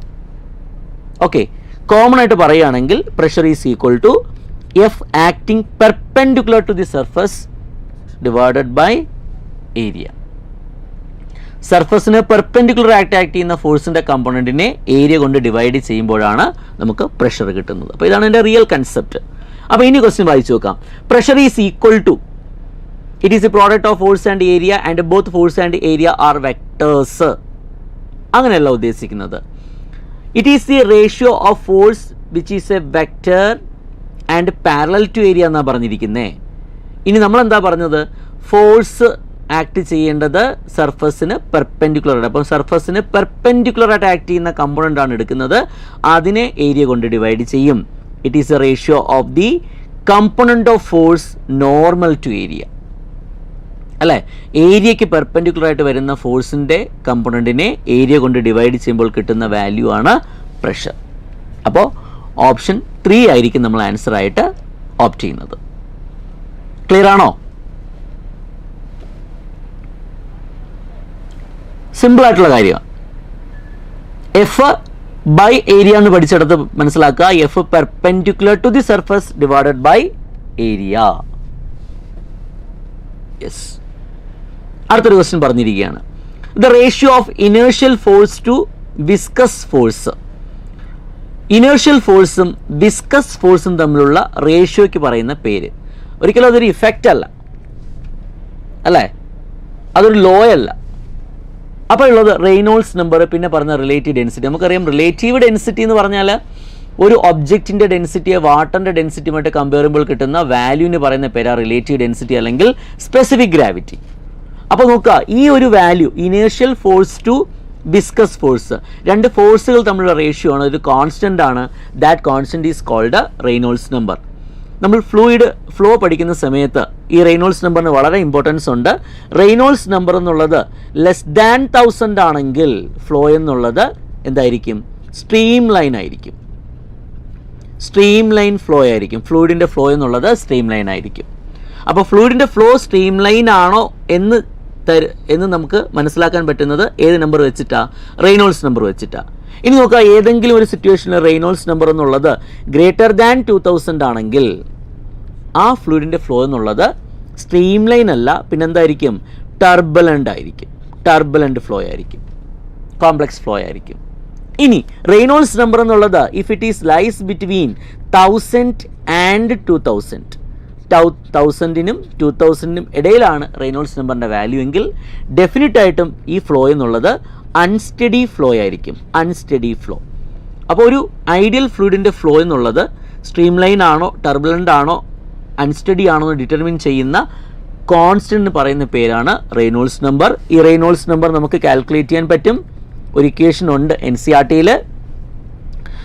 Raw B D divided by eta എന്നിവിടെ തന്നിട്ടുണ്ട്. റോ എന്നുള്ളത് ഫ്ലോ ചെയ്യുന്ന ഫ്ലൂയിഡിൻ്റെ ഡെൻസിറ്റിയാണ്. ബി എന്നുള്ളത് വെലോസിറ്റി.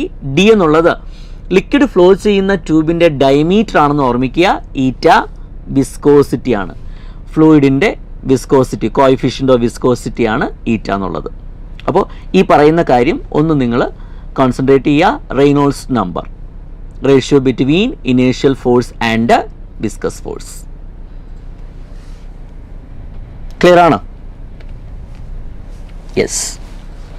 ഈ ചാപ്റ്ററിൽ വളരെ ഇമ്പോർട്ടൻ്റ് ആയിട്ടുള്ള ടോപ്പിക്, ക്വസ്റ്റ്യൻ വായിച്ച് നോക്കിയിട്ട് ഒന്ന് കമൻറ്റ് ചെയ്തേ, ഏതാണ് ടോപ്പിക് എന്നുള്ളത് കമൻറ്റ് ചെയ്തേ. ക്വസ്റ്റ്യൻ വന്നിരിക്കുന്നത് ഏത് ടോപ്പിക്കിൽ നിന്നാണെന്നുള്ളത് കമൻറ്റ് ചെയ്യുക. ക്വസ്റ്റ്യൻ വന്നിരിക്കുന്നത് ഏത് ടോപ്പിക്കിൽ നിന്നാണെന്നുള്ളത് കമൻറ്റ് ചെയ്യുക. ഏതാ? A plain is in level flight and each of its wing has an area 20 meters square. If the speed of air on upper and lower surface are 80 meter per second and 70 meter per respectively, then the mass of the plane is. അല്ലേ, നമ്മൾ പഠിച്ചതാണ് എയ്റോപ്ലെയിൻ്റെ lift എന്ന് പറഞ്ഞു കഴിഞ്ഞാൽ that is the application of Bernoulli's principle. നമ്മൾ പറഞ്ഞു ബെർണൂലിസ് principle പറയുന്നത് എന്താണ്? ഫ്ലൂയിഡ് വെലോസിറ്റി എവിടെയാണോ കൂടുതൽ അവിടെ ഫ്ലൂയിഡിൻ്റെ പ്രഷർ എന്തായിരിക്കും? കുറവായിരിക്കും. പി പ്രപ്പോർഷണൽ ടു 1/v അല്ലെങ്കിൽ P is inversely proportional to V. അപ്പോൾ ഒന്ന് നോട്ട് ചെയ്തോളണം, fluid pressure is inversely related to fluid velocity. അതാണ് ബെർണൂലിസ് പ്രിൻസിപ്പിൾ പറയുന്നത്. അപ്പോൾ ബെർണൂലിസ് പ്രിൻസിപ്പിൾ ഡീറ്റെയിൽ ആയിട്ട് പഠിക്കുകയാണെങ്കിൽ നമുക്ക് ഒരു കാര്യം കൂടി മനസ്സിലാവും. ഐഡിയൽ ഫ്ലൂയിഡ്, ഫ്ലോ ചെയ്യുന്ന ഐഡിയൽ ഫ്ലൂയിഡിലെ ടോട്ടൽ എനർജി എന്തായിരിക്കും? കോൺസ്റ്റൻ്റ് ആയിരിക്കും. ഫ്ലോ ചെയ്യുന്ന ഐഡിയൽ ഫ്ലൂയിഡിൻ്റെ ടോട്ടൽ എനർജി കോൺസ്റ്റൻ്റ് ആയിരിക്കും. ഫ്ലോ ചെയ്യുന്ന ഫ്ലൂയിഡിൻ്റെ ടോട്ടൽ എനർജി എന്ന് പറഞ്ഞു കഴിഞ്ഞാൽ എന്തൊക്കെയുണ്ട്? ഫ്ലോ ചെയ്യുന്ന ഫ്ലൂയിഡിലെ എനർജി ഏതൊക്കെയാണ്? പ്രഷർ എനർജി ആവാം, അല്ലേ? കൈനറ്റിക് എനർജി ആവാം, അടുത്ത എന്താ? പൊട്ടൻഷ്യൽ എനർജി ആവാം. അപ്പോൾ pressure energy per unit volume, kinetic energy per unit volume, potential energy per unit volume എന്തായിരിക്കും? ഒരു കോൺസ്റ്റൻറ്റ്. ഇതാണ് ബെർണൂലിസ് പ്രിൻസിപ്പിളിൻ്റെ മാത്തമെറ്റിക്കൽ സ്റ്റേറ്റ്മെൻറ്റ്. അപ്പോൾ ബെർണൂലിസ് പ്രിൻസിപ്പിളിൻ്റെ മാത്തമെറ്റിക്കൽ സ്റ്റേറ്റ്മെൻറ്റ് എന്ന് പറഞ്ഞാൽ that is the application of law of conservation of energy on a flowing fluid. Flowing ഫ്ലൂയിഡിൽ law of conservation of energy apply ചെയ്ത് കഴിഞ്ഞാൽ അത് ബെർണൂലിസ് പ്രിൻസിപ്പിൾ. ഫ്ലോയിങ് ഫ്ലൂയിഡിലെ ടോട്ടൽ എനർജി എന്ന് പറഞ്ഞാൽ കോൺസ്റ്റൻ്റ് ആണ്. ഫ്ലോയിങ് ഫ്ലൂയിഡിലെ 3 ടൈപ്പ് എനർജിയുടെ സമ്മ് കോൺസ്റ്റൻ്റ് ആയിരിക്കും എന്നാണ് നമ്മൾ പറയുന്നത്. Pressure energy, kinetic energy and potential energy. ഫൈനലായിട്ട് നമുക്ക് ഡിസ്കസ് ചെയ്യാം. ബെർണൂലിസ് പ്രിൻസിപ്പിൾ പറയുന്നത് എവിടെയാണോ ഫ്ലൂയിഡ് പ്രഷർ കൂടുതൽ അവിടെ എന്തായിരിക്കും? ഫ്ലൂയിഡ് വെലോസിറ്റി കുറവായിരിക്കും. തിരിച്ചും പറയാം. ഓക്കെ, അപ്പോൾ ഈ പ്രോബ്ലത്തിൽ എന്താ പറഞ്ഞിരിക്കുന്നത്? എയ്റോപ്ലെയിൻ എന്നുള്ളത് എന്തിലാണ്? ലെവൽ ഫ്ലൈറ്റിലാണെന്ന് പറയുന്നുണ്ട്, അല്ലേ? അപ്പോൾ അതിൻ്റെ വിങ്സിൻ്റെ ഏരിയ നമുക്ക് തന്നിട്ടുണ്ട്. ഇനി പറയേണ്ടത്, അപ്പോൾ എയ്റോപ്ലെയിൻ മൂവ് ചെയ്യുന്ന സമയത്ത് എയർ കറണ്ട് ഉണ്ടാവും. അതിൻ്റെ അപ്പർ സർഫസിലും എയർ കറണ്ട് ഉണ്ടാവും, ലോവർ സർഫസിലും എയർ കറണ്ട് ഉണ്ടാവും. അപ്പോൾ എവിടെയാണ് ലിഫ്റ്റ് കൂടുതൽ? ഇവിടെയാണ്, അല്ലേ? ലോവർ സർഫസിലാണ് ലിഫ്റ്റ് കൂടുതൽ എന്ന് പറഞ്ഞാൽ അവിടെ പ്രഷർ കൂടുതൽ. അപ്പോൾ ഇവിടെ എന്തായിരിക്കണം? വെലോസിറ്റി കുറവായിരിക്കണം. ആ വെലോസിറ്റി തന്നിട്ടുണ്ട് 70 മീറ്റർ പെർ സെക്കൻഡ്. ബോട്ടം ലെവലിൽ വെലോസിറ്റി 70 മീറ്റർ പെർ സെക്കൻഡ് ആണ്. Air current 70 metre per second ആണ്. ഇനി ടോപ്പ് ലെവലിൽ ടോപ്പ് സർഫസിൽ അപ്പർ സർഫസിൽ വെലോസിറ്റി എത്രയാണ് വന്നിരിക്കുന്നത്? 80 മീറ്റർ പെർ സെക്കൻഡ് ആണ് പറഞ്ഞിരിക്കുന്നത്. അപ്പോൾ നമുക്ക് 2 റീജിയൻസ് കിട്ടി. ഏതൊക്കെയാണ്? ഒന്ന് ലോവർ റീജിയൻ, 2 അപ്പർ റീജിയൻ. 2 റീജിയനിലും എയർ കറണ്ട് ഉണ്ട്. എയർ ഫ്ലൂയിഡ് ആണ്. അങ്ങനെയാണെങ്കിൽ ഫ്ലൂയിഡിലെ ടോട്ടൽ എനർജി എന്തായിരിക്കണം? കോൺസ്റ്റൻ്റ് ആയിരിക്കണം. ഒന്നാമത്തെ റീജിയനിലെ ടോട്ടൽ എനർജി ഞാൻ എഴുതുകയാണ്. P1 plus half rho V1 square plus rho GH1. ഒന്നാമത്തെ റീജിയനിലെ ടോട്ടൽ എനർജി എന്നുള്ളത് രണ്ടാമത്തെ റീജിയനിലെ ടോട്ടൽ എനർജിക്ക് ഈക്വൽ ആയിരിക്കണം. രണ്ടാമത്തെ റീജിയൻ ഏതാണ്? അപ്പർ സർഫസ് ആണ്, അല്ലേ? അപ്പർ സർഫസിലെ ടോട്ടൽ എനർജി പറയുകയാണ് P2 plus half rho V2 square plus raw GH2. Clear ആണ്? അതായത് ബെർണൂലിസ് പ്രിൻസിപ്പിൾ നമ്മൾ എന്ത് ചെയ്യുകയാണ്? അപ്ലൈ ചെയ്യുകയാണ്. അപ്പോൾ നോക്കുക, ഇനി പറയേണ്ടതെന്ന് പറഞ്ഞാൽ ഗ്രൗണ്ട് ലെവലിൽ നിന്നും ഈ പറയുന്ന എയ്റോപ്ലെയിനിൻ്റെ ലോവർ സർഫസിലേക്കുള്ള ഹൈറ്റും അതുപോലെ തന്നെ അപ്പർ സർഫസിലേക്കുള്ള ഹൈറ്റും നിങ്ങൾ എടുത്തു കഴിഞ്ഞാൽ ഓൾമോസ്റ്റ് എന്താണ്? സെയിം ആയിരിക്കും. ക്ലിയർ അല്ലയോ? സെയിം ആയിരിക്കും. സോ നിങ്ങൾക്ക് ചെയ്യാൻ പറ്റുന്നത് റോ GH1 എന്ന് പറയുന്ന വാല്യൂ റോ GH2ന് ഈക്വൽ ആയിട്ട് മാറ്റാം. നിങ്ങൾക്കത് അവോയ്ഡ് ചെയ്യാം. സോ നമുക്ക് കിട്ടാൻ പോകുന്ന വാല്യൂ എന്താണ്? P1 plus half rho V1 square equal to P2 plus half rho V2 square എന്ന് കിട്ടും.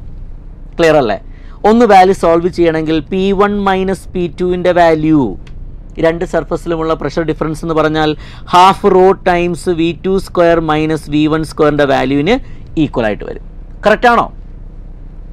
യെസ്. കൺസെപ്റ്റ് മനസ്സിലാക്കുക. P1 minus P2 pressure difference ആണ്. ഞാൻ ഈ പ്രഷർ ഡിഫറൻസിനെ ഏരിയ കൊണ്ട് മൾട്ടിപ്ലൈ ചെയ്യുന്നു. അപ്പോൾ LHSൽ നിങ്ങൾ ഏരിയ കൊണ്ട് മൾട്ടിപ്ലൈ ചെയ്തെങ്കിൽ RHSലും ഏരിയ കൊണ്ട് എന്ത് ചെയ്യുക? മൾട്ടിപ്ലൈ ചെയ്യുക. Pressure difference into area, pressure difference into area, pressure into area എന്താ കിട്ടുന്നത്?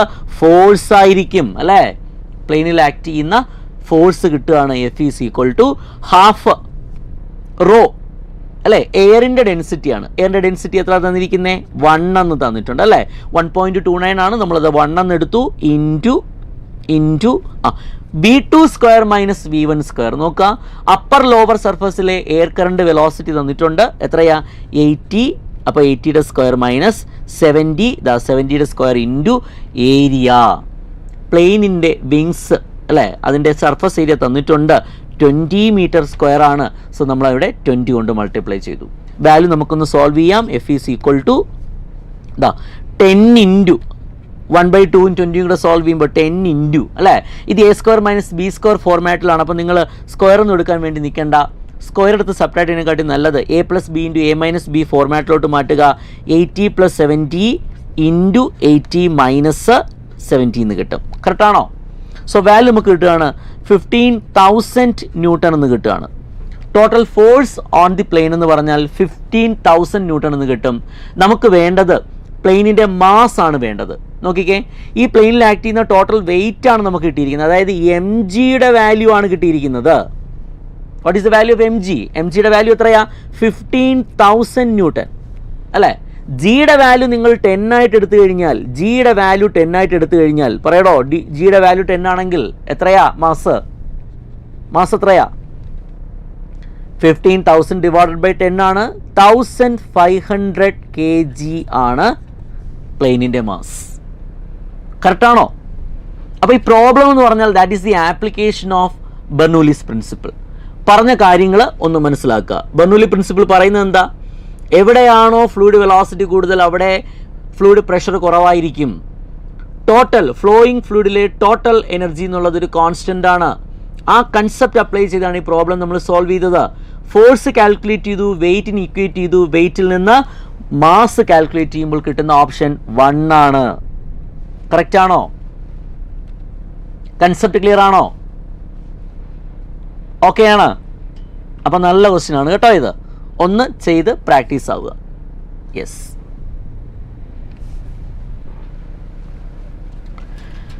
ഓക്കെ, ഐഡിയൽ ഫ്ലൂയിഡിൻ്റെ ഡിസ്കഷൻ ആണെന്നുണ്ടെങ്കിൽ, ഐഡിയൽ ഫ്ലൂയിഡിൻ്റെ ഡിസ്കഷൻ ആണ് NCERTയിൽ വരുന്നത്. അപ്പോൾ ഫ്ലൂയിഡ് ഐഡിയൽ ആണെങ്കിലുള്ള കണ്ടീഷൻ ഇതാണ്: നോൺ വിസ്കസ് ആയിരിക്കണം, ഇൻകംപ്രസിബിൾ ആയിരിക്കണം, ഇറൊട്ടേഷണൽ ആയിരിക്കണം എന്ന് പറയുന്നുണ്ട്. ഇനി ഐഡിയൽ ഫ്ലൂയിഡ് ആണെങ്കിൽ 2 കാര്യങ്ങൾ ഒബേ ചെയ്യണം. It should obey equation of continuity. Equation of continuity നമ്മൾ പഠിച്ചാണ്. ഐഡിയൽ ഫ്ലൂയിഡ് ആണ് ഫ്ലോ ചെയ്യുന്നതെങ്കിൽ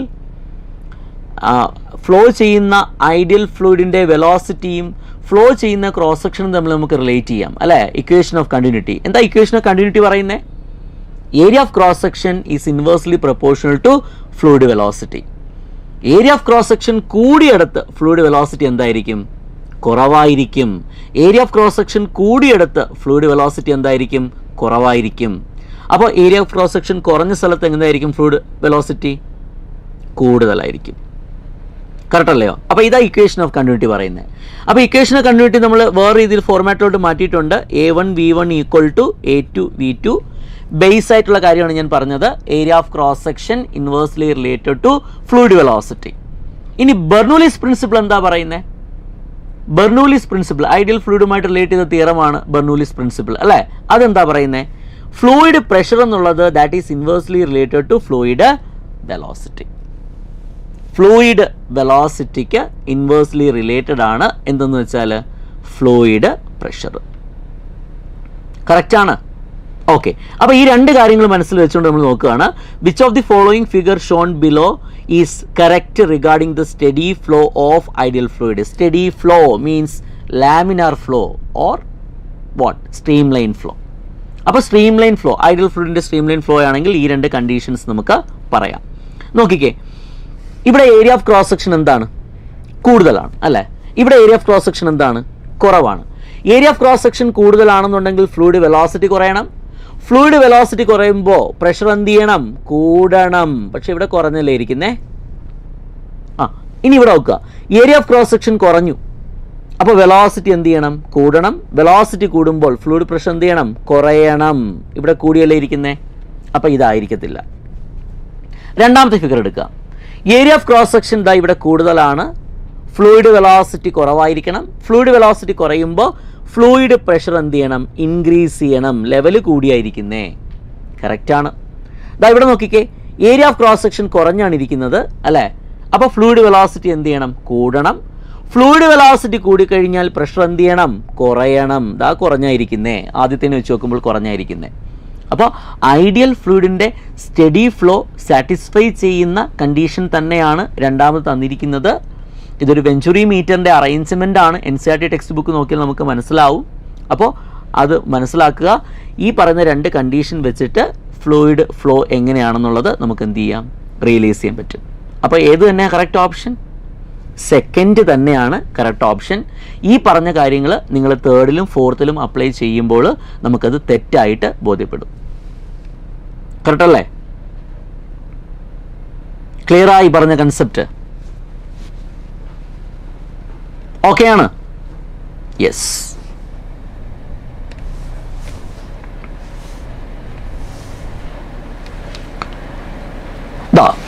അടുത്തൊരു question. The sap in tree rises in a system of capillarities of radius 2.5 into 10 raised to minus 5 meter. The surface tension of sap is 7.28 into 10 raised to minus 2 Newton per meter. And the angle of contact തന്നിട്ടുണ്ട്. എത്ര തന്നിരിക്കുന്നത്? 0 degree തന്നിട്ടുണ്ട്. The maximum height to which sap can rise in a tree through capillary action is. അല്ലേ, അപ്പോൾ ഒരു ട്രീയുടെ case പറയുന്നുണ്ട്. ട്രീയിൽ സാപ്പ് അല്ലേ, അതിൻ്റെ എന്താണ് ഫ്ലൂയിഡ്, അതിനുള്ളിലുള്ള ഫ്ലൂയിഡ് എന്ത് ചെയ്യുന്നുണ്ട്? റൈസ് ചെയ്യുന്നുണ്ട്. അപ്പം നാരോ പോർസിൽ കൂടിയായിരിക്കും ഈ ഫ്ലൂയിഡ് റൈസ് ചെയ്യുന്നത്. നമുക്കിവിടെ കാപ്പിലാരിറ്റി റൈസ് നമുക്ക് എടുക്കാം. കാപ്പിലാരിറ്റി റൈസ് നമുക്കിവിടെ തന്നിട്ടുണ്ട്. ആ ഹൈറ്റ് നമുക്കിവിടെ തന്നിട്ടുണ്ട്. ഹൈറ്റാണ് തന്നിരിക്കുന്നത്. കാപ്പിലാരിറ്റി ട്യൂബിൻ്റെ റേഡിയസ് ആണ് തന്നിരിക്കുന്നത്, ഹൈറ്റ് അല്ല തന്നിരിക്കുന്നത്, റേഡിയസ് ആണ് നമുക്ക് തന്നിരിക്കുന്നത്. റേഡിയസ് ആണ് തന്നിരിക്കുന്നത്. സർഫസ് ടെൻഷൻ തന്നിട്ടുണ്ട്. ആ ഫ്ലൂയിഡിൻ്റെ സർഫസ് ടെൻഷൻ തന്നിട്ടുണ്ട്. ടിയുടെ വാല്യൂ തന്നിട്ടുണ്ട്. ആംഗിൾ ഓഫ് കോണ്ടാക്ട് തന്നിട്ടുണ്ട്. തീറ്റയുടെ വാല്യൂ തന്നിട്ടുണ്ട്. നമുക്ക് വേണ്ടത് എച്ച് ആണ് വേണ്ടത്. അപ്പോൾ ജുറിൻസ് ലോ പറയുന്നുണ്ട് maximum height in a capillary tube എന്ന് പറഞ്ഞാൽ that is inversely related to diameter of the tube അല്ലെങ്കിൽ റേഡിയസ് ഓഫ് ദി ട്യൂബ്. അപ്പോൾ എച്ച് പ്രപ്പോർഷണൽ ടു 1/r ആണെന്നുള്ളത് മനസ്സിലാക്കുക. കാപ്പിലറി ട്യൂബിൻ്റെ റേഡിയസ് എന്നുള്ളത് കാപ്പിലറി റൈസ് അല്ലെങ്കിൽ ഹൈറ്റുമായിട്ട് എന്തായിരിക്കും? ഇൻവേഴ്സ്ലി റിലേറ്റഡ് ആയിരിക്കും. അപ്പോൾ ഈ റിലേഷൻ നമ്മളൊന്ന് മാറ്റുമ്പോൾ കിട്ടുകയാണ് H is equal to constant വരും. ആ കോൺസ്റ്റൻറ്റ് ഏതാണെന്ന് നോക്കുക. 2 times T surface tension of the fluid into cosine of angle എന്ന് പറഞ്ഞാൽ angle of contact that is given in the problem ആണ്, divided by rho R G. തന്നിരിക്കുന്ന ഫ്ലൂയിഡിൻ്റെ density ആണ്. ആർ എന്നുള്ളത് കാപ്പിലറി ട്യൂബിൻ്റെ റേഡിയസ് ആണ്. ജിയുടെ value acceleration due to gravity. നമുക്ക് 9.8 എന്നോ 10 എന്നോ നമുക്ക് പ്രോബ്ലത്തിലെടുക്കാം. അപ്പോൾ എച്ച് കാൽക്കുലേറ്റ് ചെയ്യണം ഞാൻ. കാപ്പിലറി റൈസ് നമുക്ക് കാൽക്കുലേറ്റ് ചെയ്യണം. The maximum height to which the sap can rice in tree ആണ് ചോദിച്ചിരിക്കുന്നത്. അപ്പോൾ എച്ചിൻ്റെ വാല്യൂ നമ്മൾ കാൽക്കുലേറ്റ് ചെയ്യാണ്. 2 times അല്ലേ ടി എന്താ? സർഫസ് ടെൻഷൻ ആണ് അല്ലേ. സർഫസ് ടെൻഷൻ എത്രയാണ് കിട്ടിയിരിക്കുന്നത്? 7.28 ഇൻറ്റു 10 raised to minus 2 എന്ന് കിട്ടും. Into cos theta. കോസ് 0 ആണ് വരേണ്ടത് angle of contact, divided by റോയുടെ വാല്യൂ കൊടുക്കുക. 10 raised to 3 എന്ന് തന്നിട്ടുണ്ട്. ആറിൻ്റെ വാല്യൂ എത്രയാ? 2.5 ഇൻറ്റു 10 raised to minus 5 ആണ്. ജിയുടെ വാല്യൂ നമുക്ക് 10 എന്ന് എടുക്കാം. അപ്പോൾ ഇത് സോൾവ് ചെയ്യുമ്പോൾ ജിയുടെ വാല്യൂ 9.8 എന്ന് എടുത്തേക്കുക. Correct value കൊടുത്തേക്കുക. 10 എന്ന് എടുക്കാൻ പറഞ്ഞിട്ടില്ല കേട്ടോ. അപ്പോൾ 9.8 എന്ന് കൊടുത്തു കഴിഞ്ഞാൽ ഹെച്ചിൻ്റെ വാല്യൂ നമുക്ക് കിട്ടും അല്ലേ. കാപ്പിലറി റൈസ് നമുക്ക് കിട്ടും. അത് ഏകദേശം 0.59 മീറ്ററിന് ഈക്വലായിട്ട് വരും. അപ്പോൾ ഈ പറയുന്ന കാപ്പിലറി ആക്ഷനിൽ അല്ലെങ്കിൽ കാപ്പിലാരിറ്റി എന്ന് പറയുന്ന ടോപ്പിക്കിൽ സർഫസ് ടെൻഷൻ എന്ന് പറയുന്ന ഒരു കാര്യം വരുന്നുണ്ട്. ഈ സർഫസ് ടെൻഷൻ തന്നെ excess pressure inside a bubble അല്ലെങ്കിൽ ഡ്രോപ്പിലും നമുക്ക് കാൽക്കുലേറ്റ് ചെയ്യേണ്ടതായിട്ട് വരും. അപ്പോൾ സർഫസ് ടെൻഷനുമായിട്ട് റിലേറ്റ് ചെയ്ത 2 ടോപ്പിക്സ് ആണ്. ഒന്ന് കാപ്പിലാരിറ്റി, രണ്ടാമത്തെ ഏതാണ്? Excess pressure. അപ്പോൾ കാപ്പിലാരിറ്റി ബേസ്ഡ് ഒരു പ്രോബ്ലം നമ്മൾ ചെയ്തു. അപ്പം നിങ്ങൾ പഠിക്കുന്ന സമയത്ത് ആ ഒരു ടോപ്പിക്ക് കൂടി, എക്സസ് പ്രഷർ എന്ന് പറയുന്ന ടോപ്പിക്ക് കൂടി ഒന്ന് നോക്കുക. യെസ്, നമ്മൾ അടുത്ത ചാപ്റ്ററിലോട്ട് വരികയാണ്, തെർമൽ പ്രോപ്പർട്ടീസ് ഓഫ് മാറ്റർ. അപ്പോൾ ഒരു ക്വസ്റ്റ്യൻ തന്നിട്ടുണ്ട്. ക്വസ്റ്റ്യനിൽ തന്നിരിക്കുന്നത് ഒരു 5 മീറ്റർ ലെങ്ത് ഉള്ളൊരു റോഡിൻ്റെ കേസ് പറയുന്നുണ്ട്. That is prevented from thermal expansion by fixing its ends rigidly. അപ്പോൾ ഈ 5 മീറ്റർ ലെങ്ത് ഉള്ള റോഡിനെ നമ്മൾ എന്ത് ചെയ്തിരിക്കുകയാണ്? റിജിഡ് വാളിൽ വളരെ ഫേമായിട്ട് എന്ത് ചെയ്തിരിക്കുകയാണ്? ഫിക്സ് ചെയ്ത് വെച്ചിരിക്കുകയാണ് അല്ലേ. അപ്പോൾ ഇതിന് ഹീറ്റ് ചെയ്ത് കഴിഞ്ഞിരുന്നാലും ഇതിനെ എക്സ്പാൻഡ് ചെയ്യാൻ പറ്റുന്നില്ല. ഇറ്റ്സ് ക്രോസ് സെക്ഷണൽ ഏരിയ എത്രയാ? 40 സെൻറ്റിമീറ്റർ സ്ക്വയർ ആണ്. നമുക്ക് വേണ്ടത് thermal stress developed on the റോഡാണ് വേണ്ടത്. ടെമ്പറേച്ചർ റൈസ് എന്നുള്ളത് 20 ഡിഗ്രി സെൽഷ്യസ് ആണെങ്കിൽ നമുക്ക് വേണ്ടത് തെർമൽ സ്ട്രെസ് ആണ് വേണ്ടത്. അപ്പോൾ നോക്കുക, തെർമൽ സ്ട്രെസ് കാൽക്കുലേറ്റ് ചെയ്യാനായിട്ട് നമുക്കറിയാം ഈ റോഡിൻ്റെ യങ്സ് മോഡുലസ് എന്തായിരിക്കും? യങ്സ് മോഡുലസ് എന്താ? Force divided by stress divided by area divided by സ്ട്രെസ്സിനെ എന്തുകൊണ്ട് ഡിവൈഡ് ചെയ്യാണ്? സ്ട്രെയിൻ കൊണ്ട് ഡിവൈഡ് ചെയ്യാണ്. ഡെൽറ്റ എൽ ബൈ എൽ കൊണ്ട് ഡിവൈഡ് ചെയ്യാണ്. എന്നാ കിട്ടും? എഫ് ബൈ എ ഇവിടെ ഉണ്ട് അല്ലേ, L divided by delta L എന്ന് കിട്ടും. This is the formula to calculate Young's modulus any material. അപ്പോൾ തന്നിരിക്കുന്ന റോഡിൻ്റെ യങ്സ് മോഡുലസ് നമ്മൾ കാൽക്കുലേറ്റ് ചെയ്ത് വെച്ചു അല്ലേ. അപ്പോൾ ഇതിൽ യങ്സ് മോഡുലസ് കാൽക്കുലേറ്റ് ചെയ്യുമ്പോൾ ഇതിൽ എഫ് ബൈ എ എന്ന് പറഞ്ഞൊരു ടോപ്പിക് ഉണ്ട്. That is what? സ്ട്രെസ്. ഇവിടെ റോഡിന് സ്ട്രെസ് ഡെവലപ്പ് ചെയ്യുന്നത് എന്ത് കാരണമാണ്? ഹീറ്റ് കൊടുക്കുന്ന കാരണമാണ്. കറക്റ്റ് അല്ലയോ? ഹീറ്റ് കൊടുക്കുന്നുണ്ട്, എക്സ്പാൻഡ് ചെയ്യാനുള്ള ടെൻഡൻസി ഉണ്ട്, പക്ഷേ എക്സ്പാൻഡ് ആവുന്നില്ല because the road is fixed between rigid support. അപ്പോൾ എഫ് ബൈ എ എന്ന് പറഞ്ഞാൽ സ്ട്രെസ്സാണ്, അത് തെർമൽ സ്ട്രെസ് ആണെന്ന് മനസ്സിലാക്കിയിട്ട് നമ്മൾ ഫോർമുല ഒന്ന് എഴുതുകയാണ്. Y into delta L divided by L. F by A എന്ന് പറഞ്ഞാൽ Y into delta L divided by L എന്ന് എഴുതി. ഇനി നോക്കുക, Y into delta L. Delta L എന്ന് പറഞ്ഞാൽ എന്താ? എക്സ്പാൻഷൻ ഇൻ ലെങ്ത് ആണ്. അപ്പോൾ ഹീറ്റ് കൊടുക്കുമ്പോൾ ടെമ്പറേച്ചർ റൈസ് ഉണ്ടെങ്കിൽ ലെങ്ത് ചേഞ്ച് ചെയ്യും. ആ ചേഞ്ച് ചെയ്യുന്ന ലെങ്ത് നമ്മൾ തെർമൽ എക്സ്പാൻഷനിൽ പഠിക്കുന്നുണ്ട്. Change in length due to heat എത്രയാ? L alpha delta T. L alpha delta T. Delta T rise in temperature ആണ്. ആൽഫ എന്നുള്ളത് അതിൻ്റെ കോയിഫിഷ്യൻ്റ് ഓഫ് ലീനിയർ എക്സ്പാൻഷൻ ആണ്. എൽ എന്നുള്ളത് ഒറിജിനൽ ലെങ്ത് ആണ്. സോ ഈ പ്രോബ്ലത്തിൽ ഡെൽറ്റ എല്ലിന് പകരം ഞാൻ കൊടുക്കുകയാണ് എൽ ആൽഫ ഡെൽറ്റ ടി. അപ്പോൾ ടോപ്പിക്സ് നമ്മൾ പറഞ്ഞു വന്നത് മെക്കാനിക്കൽ പ്രോപ്പർട്ടീസ് ഓഫ് സോളിഡ്സ് ആണെങ്കിലും യങ്സ് മോഡുലസിൻ്റെ കൂടെ വരുന്ന ഡെൽറ്റ എല്ലിനെ നമ്മൾ എന്തായിട്ട് എടുത്തു? തെർമൽ എക്സ്പാൻഷൻ കൊണ്ടുള്ള ലെങ്ത് ആയിട്ട് എടുക്കുകയാണ്. ഡെൽറ്റ എല്ലിന് വാല്യൂ കൊടുത്തു, divided by the L. Solve ചെയ്യുമ്പോൾ കിട്ടുകയാണ് thermal stress equal to stress developed due to heating. Thermal stress is equal to Y alpha delta T. അപ്പോൾ നിങ്ങൾ നീറ്റ് ആസ്പിറൻസ് ആണ്, നിങ്ങൾ അതിനുവേണ്ടി പ്രിപ്പയർ ചെയ്യുകയാണ്. അപ്പോൾ നിങ്ങൾക്ക് വേണമെങ്കിൽ ഡയറക്റ്റ് പഠിക്കാം. തെർമൽ സ്ട്രെസ് എന്ന് പറഞ്ഞാൽ വൈ ആൽഫ ഡെൽറ്റ ടി ആണ്. യങ്സ് മോഡുലസ് തന്നിട്ടുണ്ട് 2 × 10⁻11. ആൽഫയുടെ വാല്യൂ 1.2 × 10⁻−5 ആണ്. എത്ര ടെമ്പറേച്ചർ എത്ര റൈസ് ചെയ്യുന്നത്? ടെമ്പറേച്ചർ റൈസ് എന്നുള്ളത് 20 ഡിഗ്രി സെൽഷ്യസ് ആണ്. അപ്പോൾ നമ്മൾ 20 എന്ന് കൊടുത്തു. ഇതെല്ലാം കൂടി നമ്മൾ കാൽക്കുലേറ്റ് ചെയ്യുമ്പോൾ നമുക്ക് എത്രയെന്ന് കിട്ടും?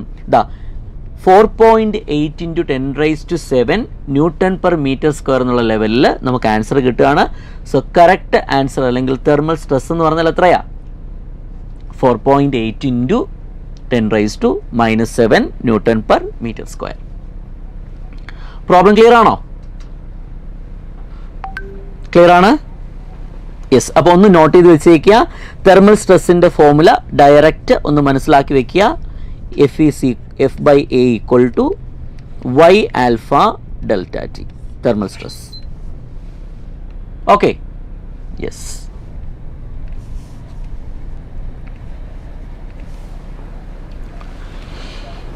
ക്വസ്റ്റ്യൻ വായിച്ചു നോക്കുക.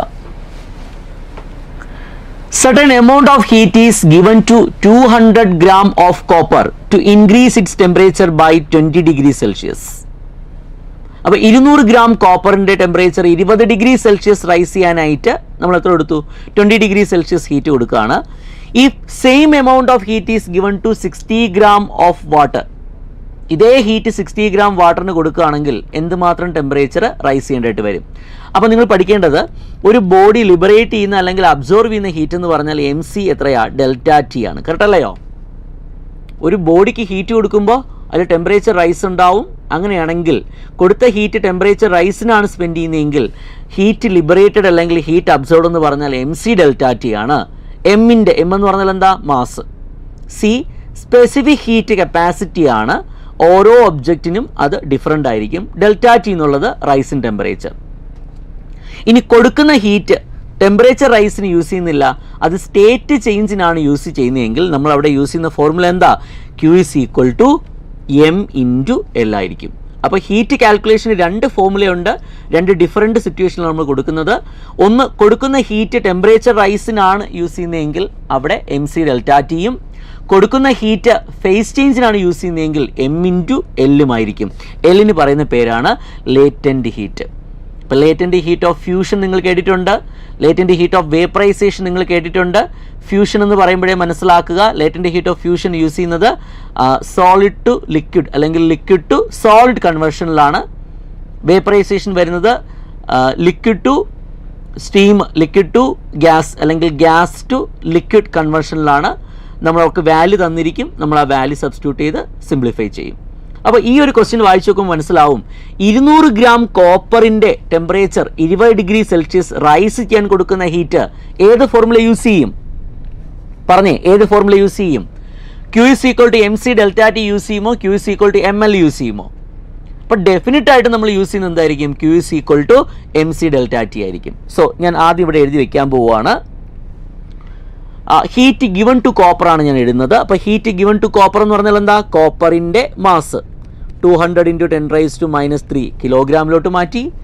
കോപ്പറിൻ്റെ സ്പെസിഫിക് ഹീറ്റ് കപ്പാസിറ്റി പ്രോബ്ലം ശ്രദ്ധിച്ച് വായിച്ചു നോക്കുമ്പോൾ തന്നിട്ടുണ്ട്. അതിൽ 385 എന്ന് കൊടുത്തു ഇൻറ്റു അല്ലേ കോപ്പറിൻ്റെ ടെമ്പറേച്ചർ റൈസ് എത്രയാ? 20 ഡിഗ്രി സെൽഷ്യസ്. അപ്പോൾ നോക്കുക, ഹീറ്റ് ഗിവൺ ടു കോപ്പർ നമ്മൾ എഴുതി വെച്ചു. ഇത്രയും ഹീറ്റ് തന്നെയാണ് 60 ഗ്രാം വാട്ടറിന് നമ്മൾ കൊടുക്കുന്നത്. അതാണ് ഹൈലൈറ്റ്. ഇത്രയും ഹീറ്റ് തന്നെയാണ് 60 ഗ്രാം വാട്ടറിനും കൊടുക്കുന്നത്. അപ്പോൾ 60 ഗ്രാം വാട്ടറിന് കൊടുക്കുന്ന ഹീറ്റ് എത്രയാ? 60 × 10⁻³ ഇൻറ്റു അല്ലേ വാട്ടറിന് കൊടുക്കുന്ന ഹീറ്റ്. അപ്പോൾ വാട്ടർ അബ്സോർവ് ചെയ്യുന്ന ഹീറ്റ് MC ഡെൽറ്റ ടി, വാട്ടറിൻ്റെ സ്പെസിഫിക് ഹീറ്റ് കപ്പാസിറ്റി തന്നിട്ടുണ്ട്, അല്ലെങ്കിൽ നമ്മൾ പഠിച്ചു വയ്ക്കും 4200 ജൂൾ പെർ കിലോഗ്രാം കെൽവിൻ. കേട്ടോ, 4000 ജൂൾ പെർ കിലോഗ്രാം കെൽവിൻ അല്ലെങ്കിൽ 1 calorie per gram degree Celsius വാട്ടറിൻ്റെ സിയുടെ വാല്യൂ ഇൻറ്റു ഈ ഹീറ്റ് അബ്സോർവ് ചെയ്യുമ്പോൾ വാട്ടറിൻ്റെ ടെമ്പറേച്ചർ റൈസ് എത്രയാണെന്നാണ് നമുക്ക് കാൽക്കുലേറ്റ് ചെയ്യേണ്ടത്. സോ നമുക്ക് കാൽക്കുലേറ്റ് ചെയ്യേണ്ട വാല്യൂ ഏതാണ്? ഡെൽറ്റ ടിയുടെ വാല്യൂ ആണ്. സിംപ്ലിഫൈ ചെയ്യാനുള്ള ടേംസ് നമുക്ക് എന്ത് ചെയ്യാം? സിംപ്ലിഫൈ ചെയ്യാം. ഇതാ RHSലും ഒരു 10⁻³ എടുക്കാം, LHSലും നമുക്കൊരു 10⁻³ എടുക്കാം. ഇതാ ഞാൻ സിംപ്ലിഫൈ ചെയ്യാണ്. 4 × 385 ദാറ്റ് ഈസ് ഈക്വൽ ടു അല്ലേ 6 ഇൻറ്റു എത്രയാ? 42 ഇൻറ്റു ഡെൽറ്റ ടി എന്ന് കിട്ടും. ഡെൽറ്റ ടിയുടെ വാല്യൂ നമ്മൾ സോൾവ് ചെയ്യുക.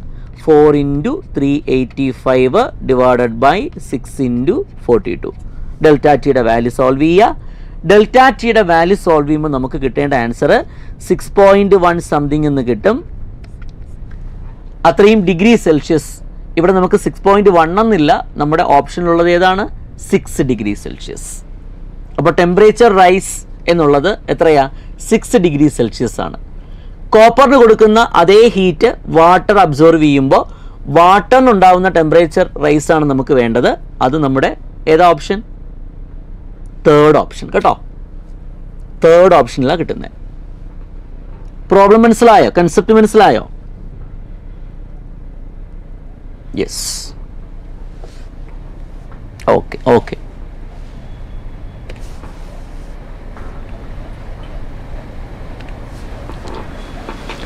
ശരി, the temperature of 60 degrees Celsius in Fahrenheit scale is equal to. അപ്പോൾ നിങ്ങളിത് പെട്ടെന്ന് സോൾവ് ചെയ്യാൻ പറ്റും. നിങ്ങളത് ഇക്വേഷനൊക്കെ പഠിച്ചു വെച്ചിട്ടുണ്ടാവും. പക്ഷേ ഒരു കാര്യം ഒന്ന് ആലോചിക്കുക, 3 ടെമ്പറേച്ചർ സ്കെയിൽസ് തമ്മിലൊന്ന് റിലേറ്റ് ചെയ്യാനായിട്ട് ക്വിക്കായിട്ടൊന്ന് നോക്കി വയ്ക്കുക.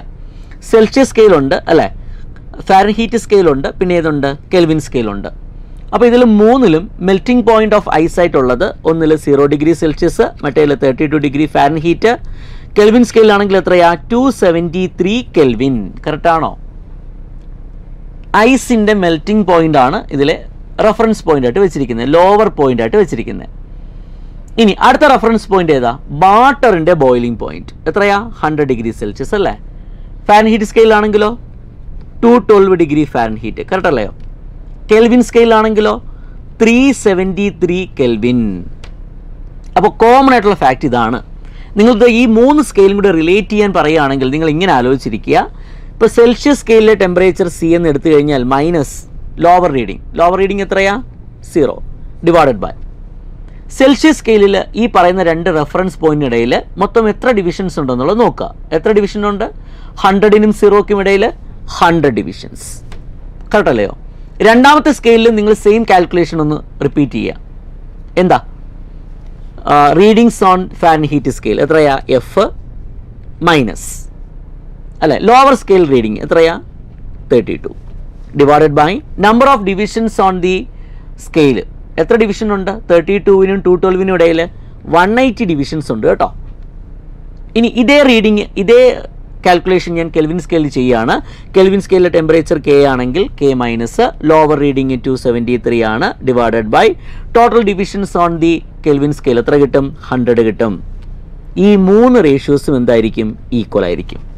അപ്പോൾ ഇക്വേഷൻസ് നമ്മൾ മറന്നു പോവുകയാണെങ്കിലും നമുക്ക് ഈ ഒരു കൺസെപ്റ്റ് ഓർമ്മയുണ്ടെങ്കിൽ, ഈ ഒരു മെത്തേഡ് നമ്മുടെ കയ്യിലുണ്ടെങ്കിൽ നമുക്ക് പെട്ടെന്ന് സോൾവ് ചെയ്യാൻ പറ്റും. അപ്പോൾ ഈ പ്രോബ്ലം വായിച്ചു നോക്കുമ്പോൾ മനസ്സിലാവും, 60 ഡിഗ്രി സെൽഷ്യസിന് നമുക്ക് ഫാരൻഹീറ്റിലോട്ട് മാറ്റണം. 60 ഡിഗ്രി സെൽഷ്യസിന് നമുക്ക് ഫാരൻഹീറ്റിലോട്ട് മാറ്റണം. അപ്പോൾ സിയും എഫും കൂടി എന്ത് ചെയ്യുക, റിലേറ്റ് ചെയ്യുക. That's it. C divided by 100 is equal to F minus 32 divided by 180. Correct അല്ലയോ? അപ്പോൾ ഈ പ്രോബ്ലത്തിൽ ചെയ്യേണ്ടത് എത്രയാ, സിയുടെ വാല്യൂ എത്രയാ, 60 ആണ് divided by 100 equal to F minus 32 divided by എത്രയാ, 180. ഇതിനെ നമ്മൾ സോൾവ് ചെയ്യുമ്പോൾ എഫിൻ്റെ വാല്യൂ നമുക്ക് കിട്ടും. കറക്റ്റാണോ? യെസ്. അപ്പോൾ ഈ മെത്തേഡാണ് ഇമ്പോർട്ടൻറ്റ്. ആൻസർ നമുക്ക് കിട്ടാൻ പോകുന്നത് 140 ഫാരൻഹീറ്റ് എന്നാണ് കിട്ടാൻ പോകുന്നത്, 140 ഡിഗ്രി ഫാരൻഹീറ്റ് എന്നാണ് കിട്ടാൻ പോകുന്നത്. മെത്തേഡാണ് വളരെ ഇമ്പോർട്ടൻറ്റ്.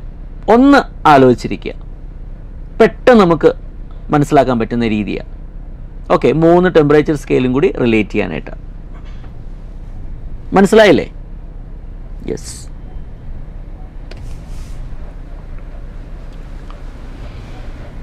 ക്വസ്റ്റ്യൻ ഒന്ന് വായിച്ച് നോക്കുക.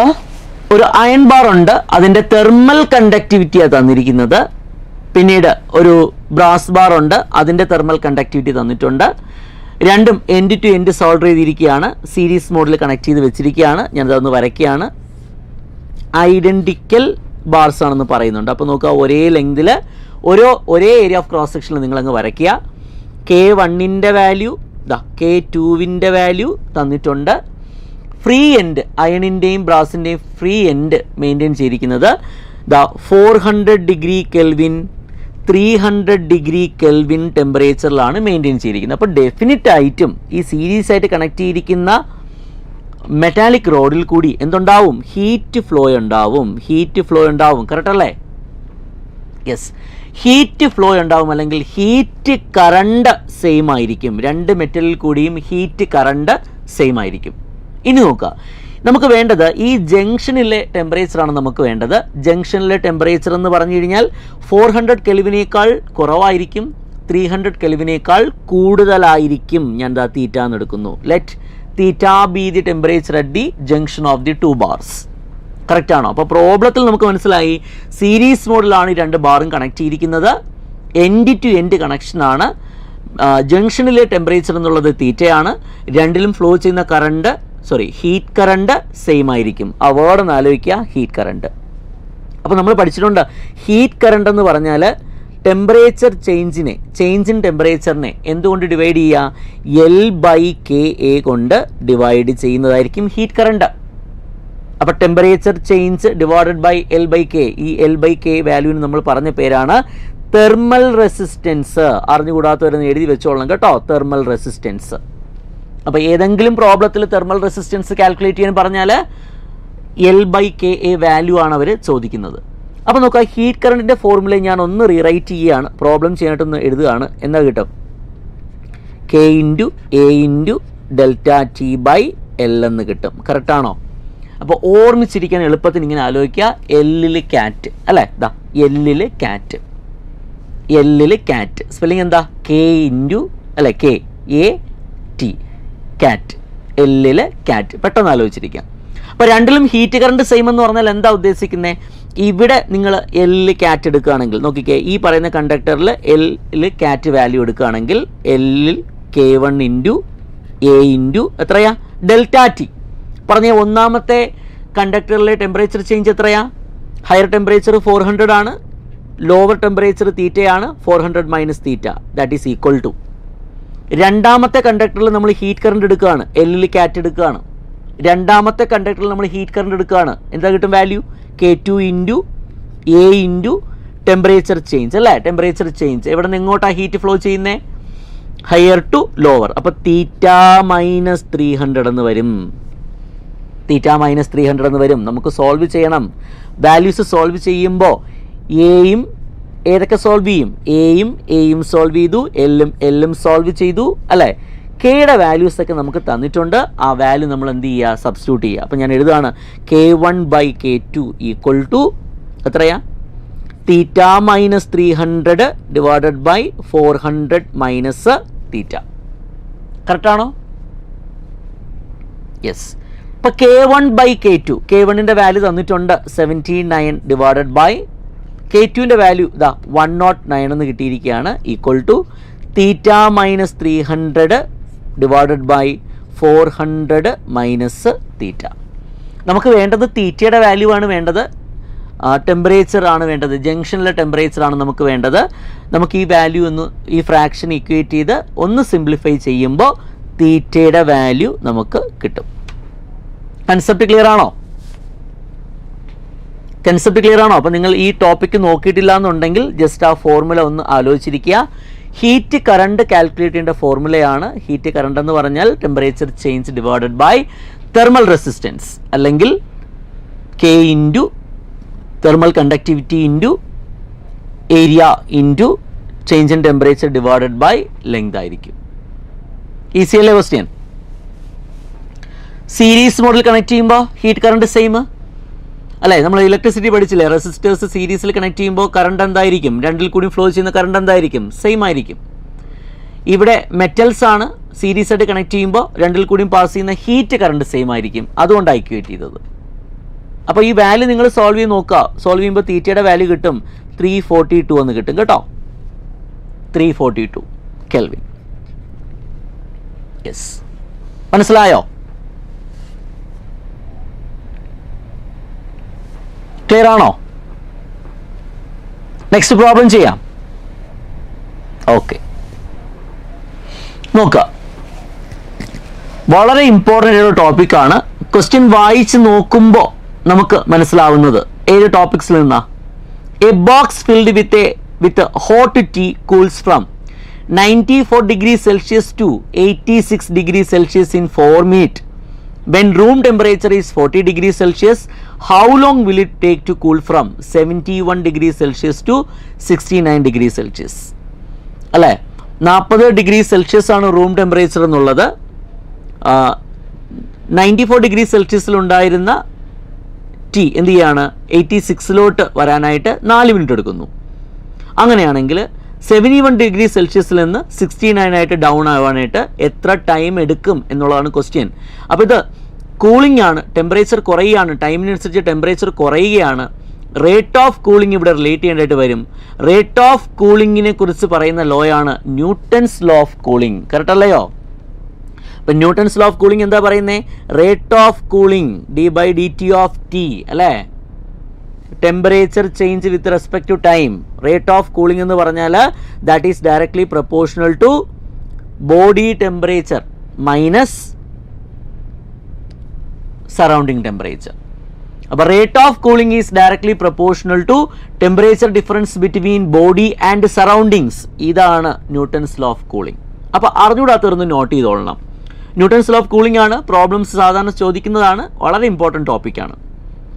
അപ്പോൾ റേറ്റ് ഓഫ് കൂളിംഗ് എന്ന് പറഞ്ഞാൽ എന്തിന് പ്രൊപ്പോർഷണല? ബോഡിയും സറൗണ്ടിങ്സും തമ്മിലുള്ള ടെമ്പറേച്ചർ ഡിഫറൻസിന് പ്രൊപ്പോർഷണൽ ആയിരിക്കും. അപ്പോൾ ഈ ന്യൂട്ടൺസ് ലോ ഓഫ് കൂളിംഗ് നമ്മൾ സ്റ്റേറ്റ്മെൻറ്റ് പഠിച്ചെന്ന് പറഞ്ഞിട്ട് പ്രോബ്ലം ചെയ്യാൻ പറ്റണമെന്നില്ല. അവിടെ നമ്മൾ ആലോചിക്കേണ്ട ഒരു കാര്യമുണ്ട്. റേറ്റ് ഓഫ് കൂളിംഗ് നോക്കിക്കേ, ഈ പ്രോബ്ലത്തിലാണെന്നുണ്ടെങ്കിൽ ഫസ്റ്റ് കേസിൽ നമ്മൾ റേറ്റ് ഓഫ് കൂളിംഗ് എങ്ങനെ കാൽക്കുലേറ്റ് ചെയ്യും? ആദ്യം 94 ഡിഗ്രി സെൽഷ്യസ് ആയിരുന്നു, അത് 86 ആയിട്ട് മാറി എന്ന് പറഞ്ഞാൽ ടെമ്പറേച്ചർ ചേഞ്ച് എത്രയാ? 94 - 86 ആണ് അല്ലേ? ഡിവൈഡഡ് ബൈ എത്ര ടൈം എടുത്തു? 4 മിനിറ്റ് എടുത്തു. അപ്പോൾ നോക്കുക, നമ്മൾ റേറ്റ് ഓഫ് കൂളിംഗ് എഴുതി 94 - 86 divided by 4 equal to constant കൊണ്ടുവരണം അല്ലേ? പ്രൊപ്പോർഷണാലിറ്റി മാറ്റുമ്പോൾ കോൺസ്റ്റൻറ്റ് കൊണ്ടുവന്നു, കണ്ടോ? കോൺസ്റ്റൻറ്റ് കൊണ്ടുവന്നു into temperature of the body. Comment ചെയ്തേ, നിങ്ങൾ 94 എടുക്കോ, നിങ്ങൾ 86 എടുക്കോ? ബോഡി ടെമ്പറേച്ചർ 94 എടുക്കോ, 86 എടുക്കോ ബോഡി ടെമ്പറേച്ചർ? അതോ അതിൻ്റെ ആവറേജ് എടുക്കോ? 94ഉം എടുക്കല്ല, 86ഉം എടുക്കല്ല. ബോഡി ടെമ്പറേച്ചർ എന്ന് പറഞ്ഞാൽ ന്യൂട്ടൺസ് ലോ ഓഫ് കൂളിംഗ് ചെയ്യുമ്പോൾ ആവറേജ് വാല്യൂ ആയിരിക്കും 94 + 86/2. എത്ര കിട്ടും? 90 എന്ന് കിട്ടും. 94 + 86 ഡിവൈഡഡ് ബൈ 2 90 എന്ന് കിട്ടും. അത് കൊടുക്കുക. Surrounding temperature is given for U, that is what? 40. അപ്പോൾ ഈ വാല്യൂ നമ്മളൊന്ന് സോൾവ് ചെയ്യുമ്പോൾ 94 - 86 എത്രയാണ് കിട്ടുന്നത്? 2 എന്ന് കിട്ടും അല്ലേ? ഡിഫറൻസ് 8 വരും, 8/4 2 എന്ന് കിട്ടും. 2 = k × 50 എന്ന് കിട്ടും. അപ്പോൾ കെയുടെ വാല്യൂ എത്രയാ? കെയുടെ വാല്യൂ എന്ന് പറഞ്ഞാൽ 1/25. അപ്പോൾ ന്യൂട്ടൺസ് ലോ ഓഫ് കൂളിംഗിൽ മിക്ക പ്രോബ്ലത്തിലും ആദ്യത്തെ റേറ്റ് തന്നു കഴിഞ്ഞാൽ അതിൽ നിന്ന് കെയുടെ വാല്യൂ കാൽക്കുലേറ്റ് ചെയ്യുക. ഇനി രണ്ടാമത്തെ കേസ് എടുക്കുക. ഇതേ കപ്പ് ടീ തന്നെയാണ് 71 ഡിഗ്രി സെൽഷ്യസിൽ നിന്ന് 69 ഡിഗ്രി സെൽഷ്യസ് ആയിട്ട് മാറുന്നത് അല്ലേ? അപ്പോൾ രണ്ടാമത്തെ കേസിൽ റേറ്റ് ഓഫ് കൂളിംഗ് പറയുകയാണ് 71 - 69 ഡിവൈഡഡ് ബൈ ടൈം നമുക്ക് അറിയത്തില്ല. 71ൽ നിന്ന് 69 ആയിട്ട് മാറുന്ന ടൈം നമുക്ക് അറിയത്തില്ല. ടി എന്ന് കൊടുത്തു. That is equal to k into കെയുടെ വാല്യൂ എന്നാ കൊടുക്കും? കെയുടെ വാല്യൂ നിങ്ങൾക്ക് 1/25 കൊടുക്കുക ഇൻറ്റു ബോഡി ടെമ്പറേച്ചർ. പറഞ്ഞ ബോഡി ടെമ്പറേച്ചർ എത്രയാ? 71 + 69 അല്ലേ? 140 അല്ലേ വരുന്നത്? /2. അപ്പോൾ എത്രയാ ബോഡി ടെമ്പറേച്ചർ? 70. ആവറേജ് വാല്യൂ എടുത്തു. 71ൻ്റെയും 69ൻ്റെയും ആവറേജ് വാല്യൂ എടുത്തു. 70 എന്ന് കിട്ടി. 70 - സറൗണ്ടിങ് ടെമ്പറേച്ചർ എത്രയാ? 40 ഡിഗ്രി സെൽഷ്യസ്. കറക്റ്റാണോ? യെസ്. നമുക്ക് സോൾവ് ചെയ്യാം. 2/t = 1/25 ഉണ്ട്. എത്രയാണ് വരുന്നത്? 30 എന്ന് വരും അല്ലേ? 30 എന്ന് വരും. യെസ്. സോ ടിയുടെ വാല്യൂ 1/tയുടെ വാല്യൂ ഞാൻ എഴുതുകയാണ്. 1/tയുടെ വാല്യൂ 30 ഡിവൈഡഡ് ബൈ 50 എന്ന് കിട്ടും. അപ്പോൾ ടിയുടെ വാല്യൂ എത്രയാ? ടിയുടെ വാല്യൂ എന്നുള്ളത് 5/3 എന്ന് കിട്ടും. ആണോ? 5/3 മിനിറ്റ് എന്നാണ് കിട്ടുന്നത് കേട്ടോ. 5/3 മിനിറ്റ്. അങ്ങനെ ഒരു ഓപ്ഷൻ ഉണ്ടോ? 5/3 മിനിറ്റ് ഇല്ല. പക്ഷേ വേറെ 2 ഓപ്ഷൻസ് സെക്കൻഡ്സിലുണ്ട് അല്ലേ? അപ്പോൾ ഞാൻ സെക്കൻഡിലോട്ട് മാറ്റി നോക്കുകയാണ്. 60 കൊണ്ടൊന്ന് മൾട്ടിപ്ലൈ ചെയ്ത് നോക്കുകയാണ്. സെക്കൻഡിലോട്ട് മാറ്റി 5/3 മിനിറ്റിനെ സെക്കൻഡിലോട്ട് മാറ്റി. So you are getting the value of T as എത്രയാ? 6ഉം 3യും കൂടെ സോൾവ് ചെയ്യുമ്പോൾ 20 അല്ലേ? 100 സെക്കൻഡ് എന്ന് കിട്ടും. 100 സെക്കൻഡ്. അതായത് ഈ കപ്പ് ടീ 71 ഡിഗ്രി സെൽഷ്യസിൽ നിന്ന് 69 ഡിഗ്രി സെൽഷ്യസ് ആയിട്ട് ഈ 40 ഡിഗ്രി റൂം ടെമ്പറേച്ചറിൽ മാറാൻ എടുക്കുന്ന ടൈം എത്രയാ? 100 സെക്കൻഡ് ആയിരിക്കും എടുക്കുന്നത്. ഓക്കെ. അപ്പം നമ്മൾ ഒരു പ്രോബ്ലം മാത്രമേ ചെയ്തിട്ടുള്ളൂ. പക്ഷേ ആ ഒരു പ്രോബ്ലത്തിനെ റെഫറൻസ് ആക്കിക്കൊണ്ട് അതിൽ വരുന്ന ഡിഫറെൻറ്റ് പ്രോബ്ലംസ് നിങ്ങൾക്ക് എന്ത് ചെയ്യാം? പ്രാക്ടീസ് ചെയ്യാം. അപ്പോൾ പറഞ്ഞിട്ടുള്ള ചാപ്റ്റേഴ്സിൽ 4-5 ചാപ്റ്റേഴ്സിലെ കൺസെപ്റ്റുകൾ നമ്മൾ ഇന്ന് 1 by 1 ആയിട്ട് നമ്മൾ റിവൈസ് ചെയ്തു. മനസ്സിലായെന്ന് വിചാരിക്കുന്നു. ഫൈനലി പറഞ്ഞ പ്രോബ്ലം മനസ്സിലായോ? ഡൗട്ട് ഉണ്ടോ? പ്രോബ്ലംസ് ഒക്കെ പ്രാക്ടീസ് ചെയ്യുന്നുണ്ടോ? യെസ്. അപ്പോൾ നന്നായിട്ട് പ്രോബ്ലംസ് ഒക്കെ പ്രാക്ടീസ് ചെയ്യുക കേട്ടോ. അപ്പോൾ അടുത്തൊരു ക്ലാസ് കൂടി നമുക്ക് ഫസ്റ്റ് ഇയർ ടോപ്പിക്സ് എല്ലാം കവർ ചെയ്യാനായിട്ട് പറ്റുമെന്ന് വിചാരിക്കുന്നു. So wish you all the best.